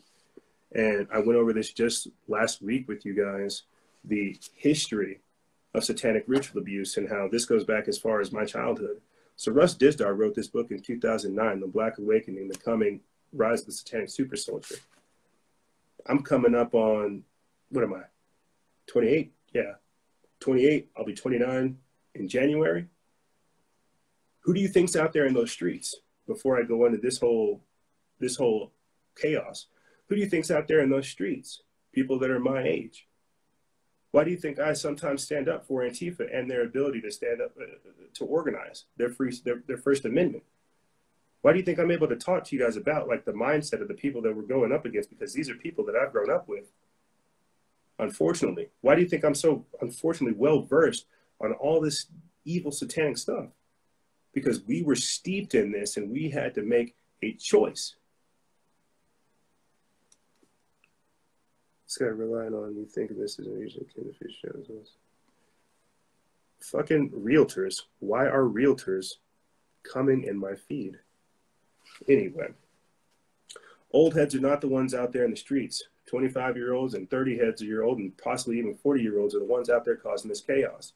And so when I'm talking about the Black Awakening, people consciously choosing this darkness and how technology has helped enable this degeneration, this is not just something that happened out of chance, that this is an organization that incrementally over time, we have been spiritually dipped into this place, broken of our will, disenfranchised from our power, and put into a position where we can be easily manipulated and thrown to the wolves. This is why a lot of people are lost, both mentally, spiritually, professionally. This is the dangers, though. Because when people are lost, where do they go? We talked about this just the other week on the podcast, that Hillary Clinton said that the church is judgmental, that it's ostracizing. It's not judgmental. It's not ostracizing. It's been corrupted. It's been manipulated. And in doing so, it's not given a home for the lost. And so the lost have found a home out there in the streets where they can be radicalized, where they can be used, where they can be manipulated, where they can be taken advantage of, where they can be pimped out for political reasons, because that's what the church was supposed to do. It was supposed to open up the gates for people, let them in, give them a home. Give us your broken, your beaten, and your downtrodden, and we will make them better again. That's what we were supposed to do. That's what America was supposed to stand for. But over time, over this 20 to 30 years of demoralization, we now have, we have these darker people. Like I said, I didn't start this transmission off playing for you that clip of the Antifa guy eating the heart and praising to the chaos god. I didn't play Patrisse Cullors, one of the co-founders of Black Lives Matter, conducting a ritual. I didn't play the witches that bind Trump, you know, coming together to bind him on the debate night and the election day. I didn't play for you, you know, hashtag magic resistance, or the witches that hex Brett Kavanaugh. I didn't play for you the Satanic Temple. I didn't play any clips for you for the After School Satan program. Do you understand what I'm trying to do here? By just gradually talking to you about the rise of the satanic super soldier, of the Black awakening that we're just casually in, but people don't understand because that sense has been taken from them to where they think that, oh, well, this is normal, right? This is normal, right? No, this is not normal, because it's all been done by design. It's all been done by design to rob you of your individuality, to rob you of your divinity, to have you think that there is no God, to where you no longer care for yourself, your community, or any other people. What has happened to us has all been very, very systematic. You know, in the previous segment, I talked about trumping in the technocracy. I think people get that, but do you understand what I'm trying to break down to you as far as how you have been beaten and broken down spiritually to where, like I said, it's cool to hate God. It's woke to say, F your Jesus. You want me to play the clips for you? You want me to see if I could try to find the little clip of them marching in the middle of the street saying, F your Jesus? This is what I mean by the rise of the satanic super soldier, the Black awakening. But at the same time, that's why these things have to come to pass. So you ask yourself, where do you want to stand at the end of things? You have to make your decision. I made mine. And for better or worse, shucks, you guys hear me complain about it all the time. When I was at that protest last September, and they said, hex a fascist. I'm not a fascist. Why are y'all trying to hex me? What? I've made my decision, and eventually you're going to have to make yours. So speaking of decisions, the timer just popped down, and I've got to make a decision to go ahead and start closing stuff out.